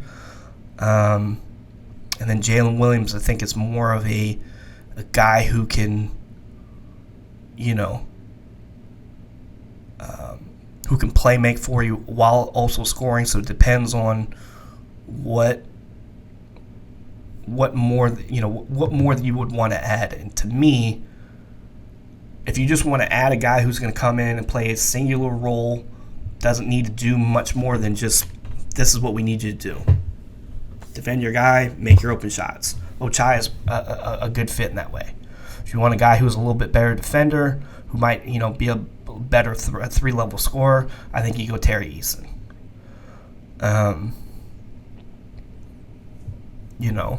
And then if you want somebody who can be a little more of a playmaker, who can also score it for you a little bit, has kind of that feel of being able to play with pace and probe and find guys, then maybe you go Jalen Williams. I think for me, Ochai is not a bad situation. I think, again, the way I would rank it would be just in terms of playing ability. I would probably go Eason, Williams, and then Ochai. But I like all three of those guys kind of in their role. And so for Cleveland, going in and just getting a guy who can just be a good, solid player in one role, spread the floor. And then, the other part, as I mentioned, that I like about his game is just how well he can move off ball.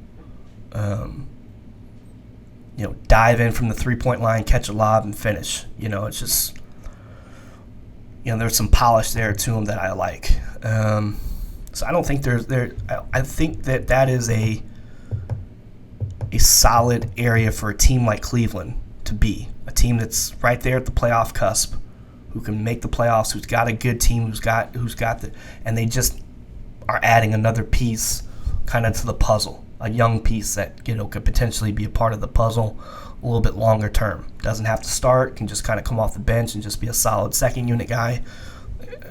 I think this is a good spot for them. So whether it's Ochai or whether it's some of the other guys I mentioned, I think they've got a good selection there on whatever they decide to kind of fill and whatever skill sets they covet more or want more of.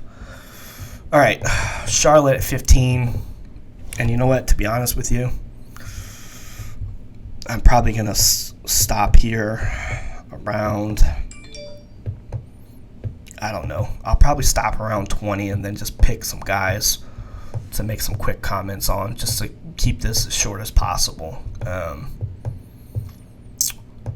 So yeah, I think that's what I'll do. I'll probably stop around, pick 20, because this is going kind of long, and I know I ramble, but I'm really in real time just trying to give you my honest thoughts on some of this stuff, versus trying to have something that's too overly prepared and all that, and formulaic and all that. Charlotte Hornets, look, having LaMelo there, you need guys for him to be able to get involved. Guys that he can get the ball to, who can make plays, simple plays. They don't have to do a ton. Guy who can run the floor, guy who can be a vertical spacer.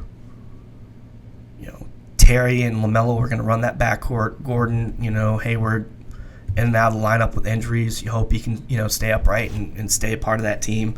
Miles, we know what he can do. His game, has evolved to some extent. He's shooting the three ball, a little bit more space on the floor, and then obviously his ability to get out and run and play with LaMelo vertically is obviously something that's highlight worthy every time they play together. That said, I think, with where things currently are, right, if we're assuming everything's healthy and everything's okay, you got Ball, Rozier, Hayward, Bridges, and then after that you're basically running out either Mason Plumlee, Montrezl Harrell, or PJ Washington. And so it's like, who are you highest on here? And like, how do you feel about your front court going into the future as is? So to me, this is a front court pick. I don't know if Durant's still going to be there or if Mark Williams is still going to be there, but either guy I think is a good pick, and I've made my comments already on the both of them, but I think that's where I would go. Just in terms where I think there would be a fit for what they need. So if Williams is there, I think it's a home run for them. I really do. I'm that high on Mark Williams. I think, I do think he's worthy of being a top 10 pick, and if you're able to get a top 10 pick, and then you figure out and you understand what he basically is. He's a vertical spacer, and you're pairing a vertical spacer, okay, with a guy like LaMelo Ball. I just think it makes sense. And so whether it's Duran there, which I'm not sure he would even still be there if he didn't get picked ahead of Mark Williams, but if one of those two is there, I think that's solid for them. All right, so we'll move on to pick 16. We're talking about Atlanta Hawks. Currently, Draft Express has got Jalen Williams, we were talking about a minute ago, going to them. Obviously Atlanta is a playoff team, or at least they have that capability. DeAndre Hunter and Bogdan has had some injuries. Clint's had some injuries. So they've had some guys who, have had some injuries. Being able to add more, I think, wing depth when you consider Bogdan's been out of the lineup. And to me, Huerter's a good guy to have off of your bench, because I like Huerter in that role, because he can play on the ball and facilitate, but he can also kind of be the shooter, scorer for you. But if you don't necessarily like him in that role, and you do want somebody who can kind of come in and be a little more playmaky and still be able to score, then Jalen Williams, as I mentioned, for the reasons I mentioned a minute ago, I think that makes that a solid pick. That's currently what Draft Express has, and look, I'm not going along with this to agree with them. If the pick is there and I like it, I don't mind backing it up. And I'm just looking at their current roster as currently constructed. So between Young, Herter, Hunter, Collins, Capella, Bogdan will be in the starting lineup. Depending upon how they want to run their rotations. So it to me, obviously Bogdan's going to be more of a shooter. Herter can be a little bit more on the ball and playmaker. If you want him to be able to kind of play off the ball in your second unit, assuming he's going to be in your second unit for the most part, and Bogdan's going to be your starter, then Herter can play more off the ball, and then maybe you can give some more of the ball handling responsibilities over time to Jalen Williams. That way there's not a constant need to have Trae Young out there, and you can have somebody out there who can be on the ball. Of course, they've got DeLon Wright as well, who's been in the league a number of years, who's played on the ball all the way back to his days at Utah. So, but if you want to add a little more playmaking to your second unit, I don't see there being a problem having Jalen Williams. I think for me, Jalen Williams isn't. I think Jalen Williams is now being talked about in the range that is safe, right? It was getting to a point where it was starting to look like, okay, how high up is he going to go before the range starts to get to be a little too high? And I think he's stopped in a range where it makes sense. If he goes to a team like Atlanta, I think that makes a lot of sense, and that actually works out well. You're talking about a guy that's not necessarily great in any mid-range sort of situation. Not a huge big-time finisher or three-point shooter, but just solid and good enough in a lot of different areas offensively in terms of scoring to where you like what he can do there. His natural size that he brings to the floor with his length and his ability to defend, I think, is nice. And when you're talking about, a team like Atlanta that can put up a good amount of points but needs to be able to protect the lead whenever their second unit gets in, having a guy who can, reliably have some size and defend and is certainly helpful. So I do like the fit here. If Jalen Williams is available at 16, I think that is a pick I wouldn't mind taking. I'm also, obviously, as I mentioned, I'm very high on Terry Eason. But again, it depends what you're prioritizing. If you want more scoring and defense in your second unit, and that's more what you're leaning, then you probably go Eason. But if you are more keen to having another guy on the floor in your second unit who can also play make, in addition to scoring, in addition to defending, then I think Jalen is probably the better fit there. And to me, with the way that this team is kind of constructed, you do have your Herter, you do have a DeLon Wright, who can have the ball in their hands. So you don't necessarily have to have a Jalen Williams. You could go a Terry Eason route. And obviously DeAndre Hunter has had some injury concerns, and so that could open up a situation where you just need more scoring in your second unit, and Terry Eason to me is a better scorer. So again, it just depends on what skill sets and what things you're coveting here in terms of what you're looking to fill. Unfortunately, Atlanta's had the kind of injuries that has taken away wing scoring, has taken away, defense, has taken away, some depth. So who's the guy who eventually can best address all of those things? Jalen Williams over Terry Eason in terms of playmaking makes sense to me.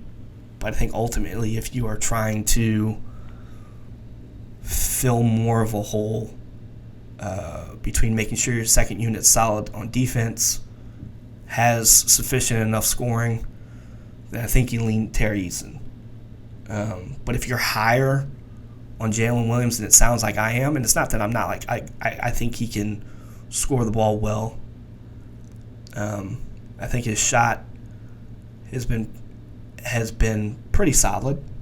I don't think it's anything to be overly excited about, but I don't think it's anything to be down about either.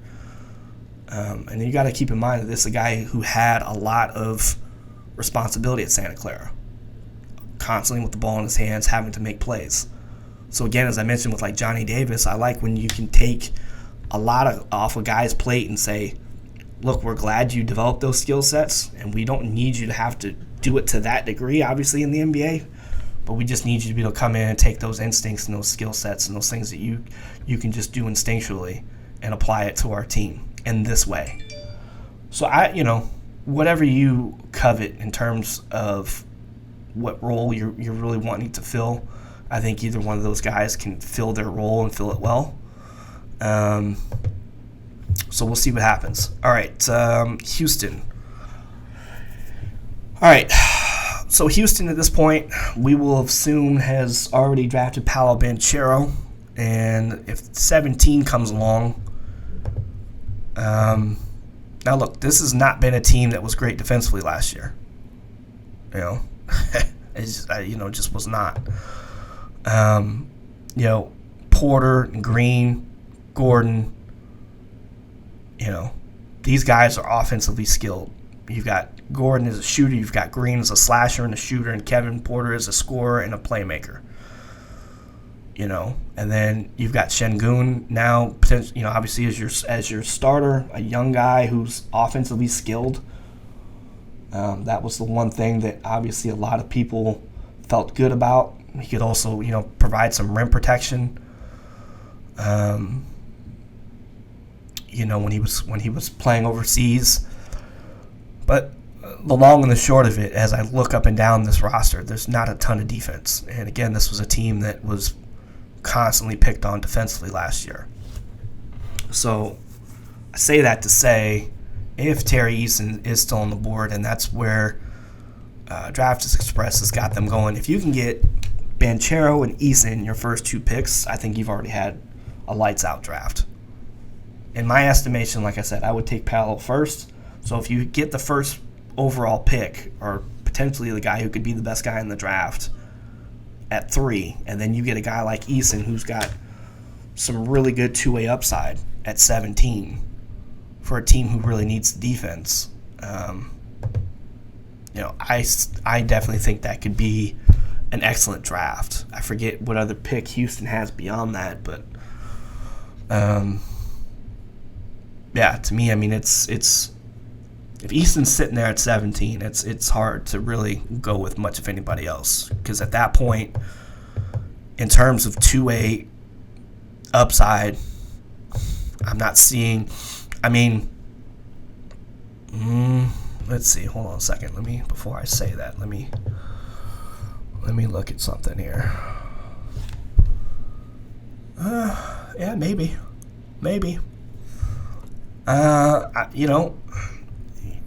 Another guy who I'm high on that could certainly be a better defender than what you've currently got, between your wings and your guards on that team. Maybe you can get a guy like Dalen Terry.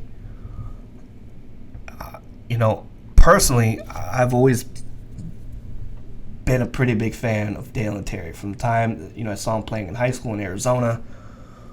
Obviously, playing college at the University of Arizona. I've been happy to see the rise that he's had, going from being a second-round projected pick to where I think he's, good at is, in the 20s, early 20s. I think that's a good spot for him when you consider you have a guy who played on the ball in high school, who is comfortable facilitating, who's comfortable making decisions. Not a great shooter, but serviceable. Long, athletic kid. Not super twitchy or anything crazy, but just understands how to come in and play ball. I think at the end of the day, I think that's another kid, if you're willing to. Now that's more upside to me. Easton's more, ready and polished and has more of a pro level strength and readiness. But if you want to take more of an upside swing, which Houston's not really adverse to doing. I mean, they took Josh Christopher last year when some people thought that was more picking a guy who's just going to be a natural scorer and not add much else. I mean, this is certainly a team. And then, of course, they add Usman Garuba, who a lot of people felt like was more upside than anything else. So maybe this is a situation. And then, Şengün was an upside guy as well for a lot of people. So to me, maybe this is a situation where you could see a Dalen Terry going to the Rockets. And I think, what he can bring to a team, you could reliably, in your second unit, pair him over time, next to a Dennis Schroeder who could play off the ball as a scorer, who can also, get up and down the floor with a guy like Kenyon Martin, who can kick it out to a guy like Garrison Matthews. You can kind of have more of a conductor. Obviously, Dennis Schroeder's played a lot in this league on the ball, but he's also been on the ball a lot, most effectively as a scorer. Dalen doesn't necessarily have to be that scorer. He can be more of a facilitator and table setter. So I don't know. I think whether you decide to go Eason or if you go Dalen Terry, I think those would be two guys I would take a look at there at 17. Chicago at 18. Let's bring up Chicago here. Let's see. Chicago Yeah, Chicago to me, obviously we know they're a playoff team. Playing against, one of the top 3 to 5 teams or whatever they're going to be next year. In the playoffs, first round, it's a tough task. To play a team like Milwaukee, it's a tough task. I mean, it's just they're a matchup issue. Especially when you consider what Giannis brings to the floor. But I think overall, this team healthy. Now, obviously, that's saying a lot because Alonzo has had a long injury history. Caruso spent some time out. Patrick Williams obviously spent a lot of time out. So, I mean, there's definitely injury concerns here. But you know who your go-to guys are in terms of scoring. You know that you've got a fairly solid backcourt in terms of scoring and defensive balance. Lonzo obviously anchoring the defensive side and being the facilitator, and Zach and DeMar being more of your wing scorers. And beyond that, Nikola is going to be able to stretch the floor, be a solid rebounder, and then you're just hoping to see what Patrick can be in terms of a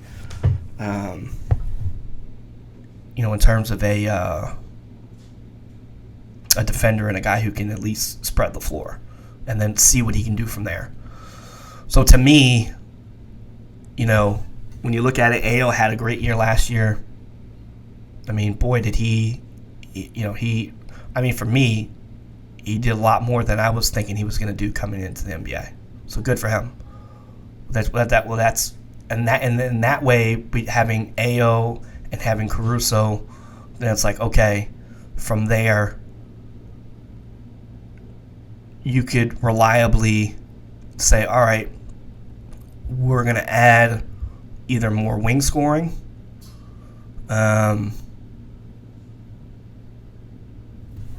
because I think, with Kobe White, who's to say long term what that situation looks like? You could go more wing scoring behind a guy like DeRozan, so that your second unit, it has more punch to it. Ayo obviously did a solid job scoring the ball. Caruso, can give you some numbers in that way, but just having another guy who can at least just be a shot maker. So, I think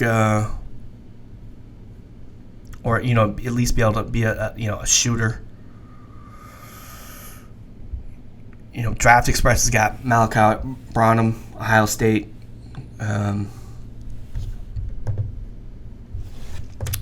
think I think for me,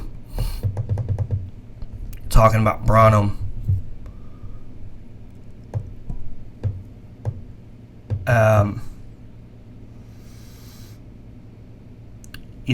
if you are looking for more of the scoring, shot creation, he fills that, right? A guy who can create his own shot, who can score the ball. So, to me, if you're out on Kobe White, who's basically predominantly been a shot creator and scorer, if you're out on him and you need more of that shot creation and shot making, and Branham certainly would be a good pick there.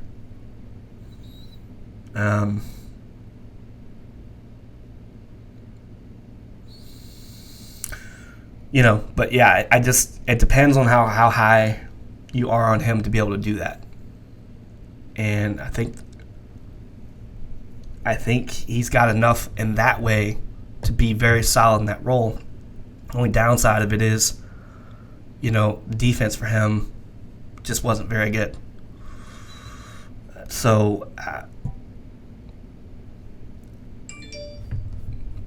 I think, though, at the end of the day, you're talking about being led by Caruso, and then your second unit can have maybe Lonzo in it at times to kind of help things along and keep things at least steady defensively. Then maybe you can take someone like Branham and not have to worry too much defensively and hope that his offense makes up for what he isn't always going to do defensively. Or the other flip side to it is you have a good defensive team that can kind of come in and make him at least a higher IQ defender, because that's part of the team culture and what they do and what they're capable of. So maybe being in that locker room around that day in and day out, you've got some of that can kind of be taught out of his overall makeup of the mistakes that he would make at Ohio State defensively. So yeah, I don't have a huge problem with that pick. If it depends what you're more or less looking to address. You could also, for me personally, if Terry's still there, I still think he's a good pick. Some people are really high on Blake Wesley. I think Wesley is more of an upside thing versus what I think. I think for me, I understand what Terry is. He can be, an initiator on offense who can create, spread the floor somewhat, pretty solid and versatile defender. Blake Wesley, the athleticism to a degree, the creation to a degree. But if you're looking more for the shot making, I think Branham's probably, definitely the guy between those three. If you're looking to, add some wings there, there might be some other guys that some of you are higher on. Some people, for example, love a Wendell Moore. Maybe Wendell, he has improved quite a bit being at Duke. So there's an option there where you can have a guy who can come in and be more of a scorer for you. Kennedy Chandler,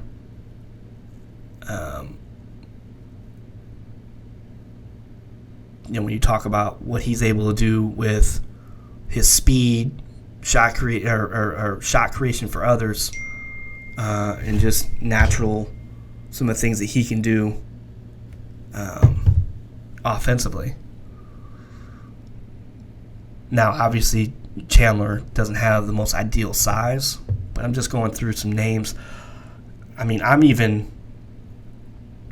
even willing to, again, if you're just looking for shot making, and then obviously if you want defense, if you don't want to sacrifice much defense, then you can even go MarJon Beauchamp.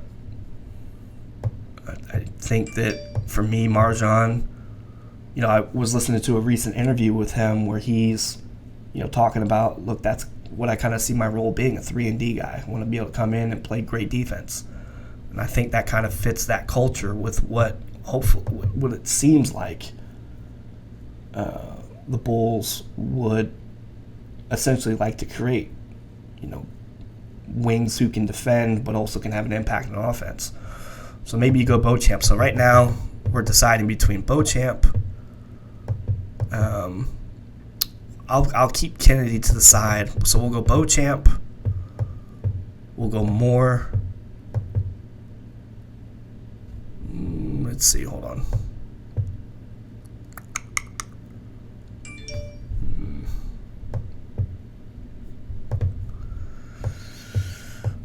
All right, so we'll go Beauchamp, Moore, Terry, and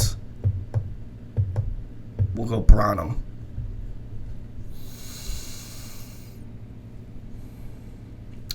Now, if we're talking about just simply replacing what Coby White has offered, all right, scoring and some a sliver of teammate creation here and there.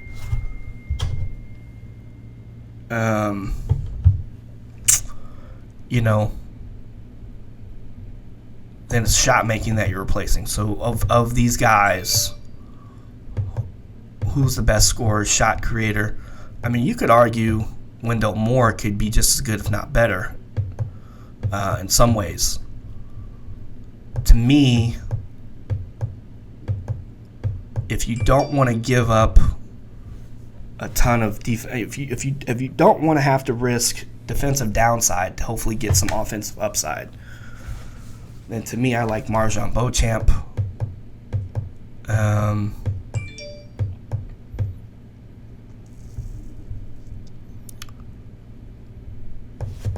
Yeah, I think for me, Beauchamp would be the way I would go, just based on his mentality coming in. Dalen Terry would be another guy I'd be super interested in. And then Branham would... So I'd probably go Beauchamp, Terry, and Branham. And then it just depends on what you ultimately feel like you have to replace. Are you just interested in replacing the scoring aspect of it? Then you take the better offensive player. And I don't think Branham is so much better than Beauchamp. I'm talking about like at the NBA level. I'm not talking shooting splits or any of that type of stuff. Like, I'm just mean like, is he that much better to sacrifice any sort of defensive issues? Whereas if Beauchamp comes in saying, look, I know what I need to be. I need to just be able to make my open shots, but I also need to be as good of an individual and team defender as I can. And you're already a playoff team like Chicago is. To me, it makes all the sense in the world to add in a guy who's got more of a playoff mentality. So I would probably go Beauchamp. I'd go Terry, and then I would go Branham. And that would address, in some way, shape, or form, whatever need you value most. Branham is the shot maker of the group, who would address maybe some of the scoring that Coby White would leave behind if you move on from him. And if you want more balance, then I would say a 3-and-D balance would be more of in favor of Beauchamp. And if you want a guy who can, maybe be more of a creator in your secondary offense, while also still being able to be, a dialed-in defender, then maybe you go Terry. So anyway, that's where I'll leave it. All right. I think at this point I've gone pretty long on this podcast. I'm just going to go through and touch on guys that I'm intrigued by in this draft that I think, have NBA, playoff rotation kind of ability. And it's not to say that if I don't say somebody's name that I don't think that they do or whatever. I'm just going off of some pretty quick names. Maybe I'll mention a couple sleepers that I like. And it's probably not going to be any sleepers that you haven't already been told about or thought about. In terms of that, I would probably say, for like a lot of guys, a lot of people that you'll probably hear, you hear a lot of names like Ryan Rollins. You'll hear maybe even Khalifa Diop to some degree, depending upon how you feel about his overall impact. Jalen Williams, Bryce McGowan's. That would be guys that I would probably lean toward as well. Even maybe a Christian Braun. Jake LaRavia. Be interested to see what he looks like with more of a spread the floor 3-point type role, while also being able to be a guy who can kind of facilitate, but just be kind of a ready-made guy to come in and make an impact, in a role that I think would suit him at the NBA level. There's going to be people who are going to be on the Jaden Hardy bandwagon. I've really enjoyed Jaden Hardy going back to high school. I mean, wasn't necessarily great or anything that was on film for him at the G League that was overly exciting that made you feel great. But if you're looking at a guy who's got the upside as a scorer, Jaden Hardy is certainly built that way.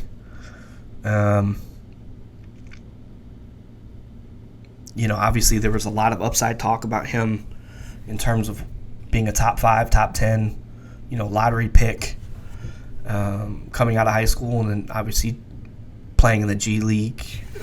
The year that he had wasn't what some would have hoped, and obviously that's allowed his draft stock to drop. But we're talking about a kid who's 19 years old who is just very instinctual as a scorer. Defense, there's a lot to be desired. He's not going to necessarily be anything of a creator for others. I mean, he's just what he is. But I mean, look, there's a place and a space for scoring in the NBA. There always has been. There always will be. And if somebody from the future, 5 years into the future, came back and said, hey, Jaden Hardy, didn't necessarily become a top 5, type pick like people thought he was going to be, but he's a pretty good bench scorer, and we're certainly happy to have him, wouldn't shock me. Mentioned Beauchamp. Kennedy Chandler, obviously he's going to get killed because of his size and whatnot. I mean, it's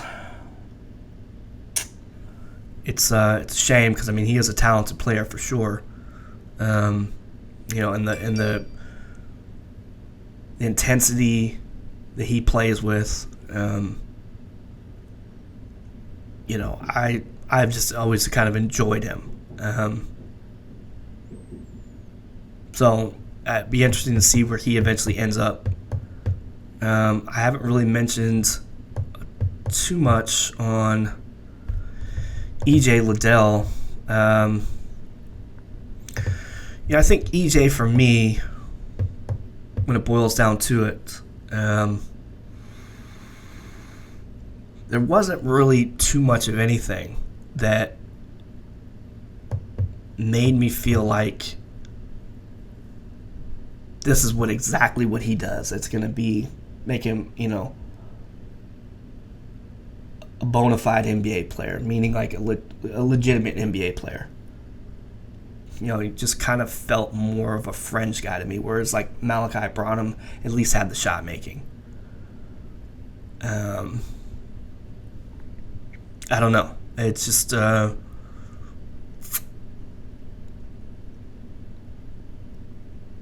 you know, being able to space the floor. Okay, there's definitely some of that there. I didn't see anything on film that just said to me this guy's definitely got to be a top 25 type of pick. You know, late first round, okay, maybe take a shot on him. You know, early second round. You know, but I didn't see enough on film that just made me feel like, you know, this is definitely got to be a guy. You know, I mean, but we're not talking about. I mean, 6'7", 7-foot wingspan. You know, got a little more size on him than a lot of guys who are going to be 6'7". You know, but there wasn't really anything about him defensively that, like, for example, would make me say, oh, well, maybe he could fit in a role like, you know, like some of these guys who, you know, who will spread the floor, can kind of use their size to guard a little bit, and, you know, he'll knock down enough threes to keep teams honest, and maybe he'll have some games where he has 3 and 4 threes, you know, where you're like, okay, great, you know, got some good production out of him. He's doing a solid job defensively. He's got a good frame. You know, guys just can't beat up on him in the playoffs or attack him, you know, and that's kind of where his role lives. I didn't really see a ton to make me think that was necessarily going to be him.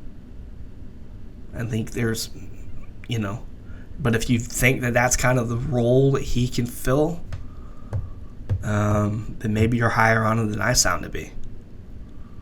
I mean, his three-point shot has improved, you know, noticeably. I mean, from his first year at Ohio State, shooting under 20% to now, you know, coming into the league, you know, just over 37%. Yeah, I just there really just wasn't anything too much that really gave me the feel that, you know, he needed to be a top 20, top 25 guy. Is he worthy of a first-round pick to see? Yeah, I definitely think so. So if he ends up being, you know, in the top 25, you know, all the more to him. Yeah, there wasn't, like I said, there wasn't really anything for me that just absolutely stood out. Nice player. Certainly did well, especially in his last year at Ohio State. You know, has the ability to shoot the NBA three for sure. Doesn't come in with like some small wingspan or anything. I mean, he's got a 7-foot wingspan. You know, a decent enough frame on him. I don't know. I just think, you know what I'll do while I've got you guys here? Look into some other things while I'm talking.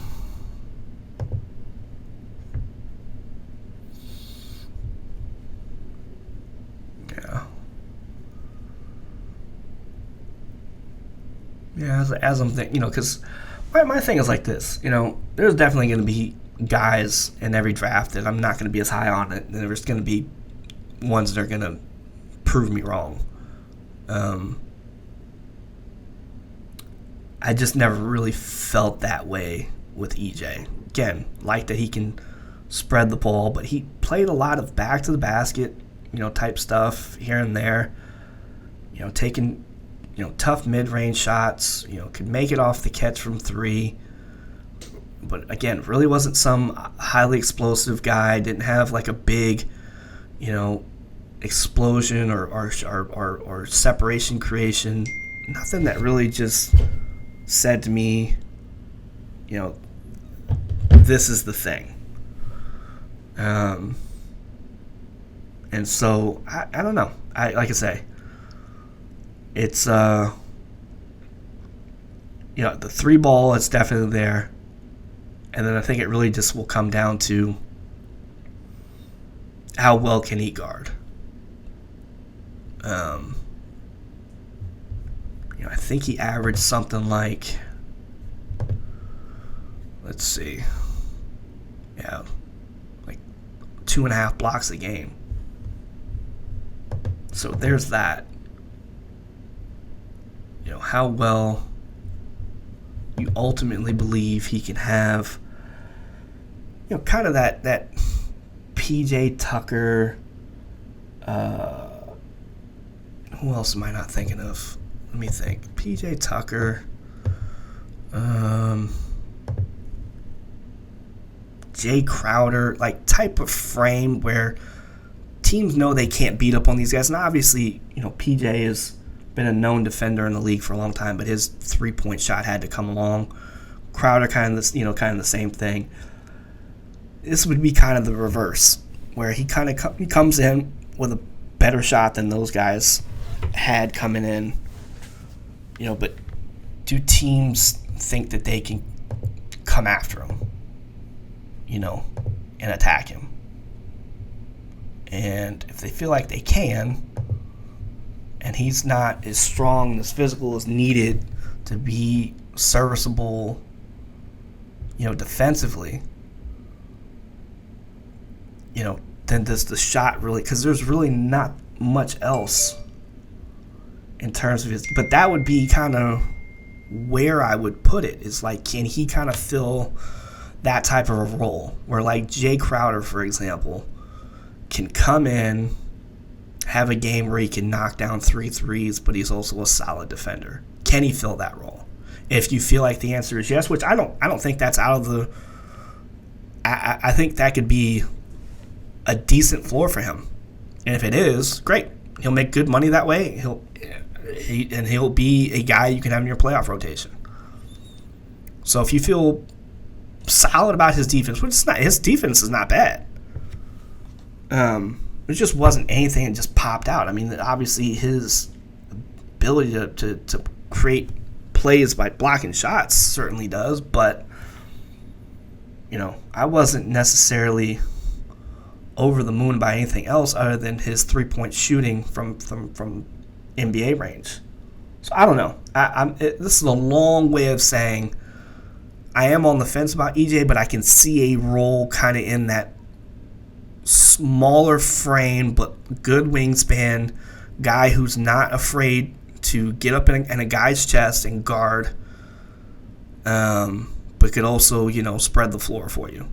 I don't necessarily believe he's going to be of a PJ Tucker type of defender, but can he be serviceable enough to where his 3-point shooting in combination with his defense can make you happy that, yeah, we took him as a first-round pick. And, if he needs to get into the game, like, this is kind of his role and we feel comfortable with him filling it. That's where I'm at with him. Like, and I said to you, I don't ever come into these things overly prepared. Like, I'm looking at it more like, what's really my thought as people are giving me names on guys and where they're eventually projected and all this other stuff. And that's really more or less what I'm sharing with you. So I think I've mentioned just about every name and discussed everybody that I want to, or mentioned them at least as a sleeper. This has been a much longer podcast than I intended it to be. I appreciate you guys for watching the content, sharing the content, letting people know about the channel. And as I said, we'll see what the future of the channel looks like. I'll definitely keep everybody posted, and but in the meantime, I certainly do appreciate the fact that you guys have rode along with me on this ride for as long as you have, and then when you've listened to these podcasts, you're willing to listen to my rambling and kind of my lifetime thought process. I don't. I certainly don't do any of this on a daily. in terms of, creating podcasts. So sometimes I can be a little more raw than the average person who probably does this daily or weekly. But, the point of it is I try to bring you into my mindset as I'm thinking or seeing things and thinking about it in real time. So, some of these segments and some of these talks about players were certainly longer than intended. EJ Liddell, I think, was a perfect example of that. But, I want to give guys a fair shake when I talk about them for the most part. Some guys I'm okay with just mentioning, a few things here and there, but I tried to, as best I could, to kind of go through a mock that, I think Draft Express at the very least will do their homework in terms of where guys can potentially go, but then also, as trades are being announced and things are shuffling, being able to kind of adjust the board and get an idea of, what could happen. Are they perfect? No. Have they certainly been bullet board material for some guys, scouting report wise? Absolutely. So nobody out there is perfect. I just like to be able to have something in front of me to give me names and give me ideas of, where guys could fit and what teams could possibly be thinking based on, the picks that they're projecting. So with that, hopefully I was able to give you some good insight, some good ideas onto how well some of these picks could fit should they go in the manner that I've laid it out. And just overall, hopefully you're enjoying the content and have enjoyed the content for the last 4 years or however long you've been on board. Some of you just discovered the channel this year, and some of you have been along for the ride for, basically from the time it started. So regardless of which boat you're in, I appreciate it. And we will continue to create content as best we can. I will definitely, like I said, keep everybody posted on what the future of the channel looks like and the future of the content looks like. And hopefully those of you who have enjoyed the content will continue to follow and regardless of what decisions we make. And we'll look forward to seeing you guys on the next episode, whenever that shall be. Hopefully it's not a year from now like the last one, but if it is, take care, and we will see you soon on the Prospect Pod.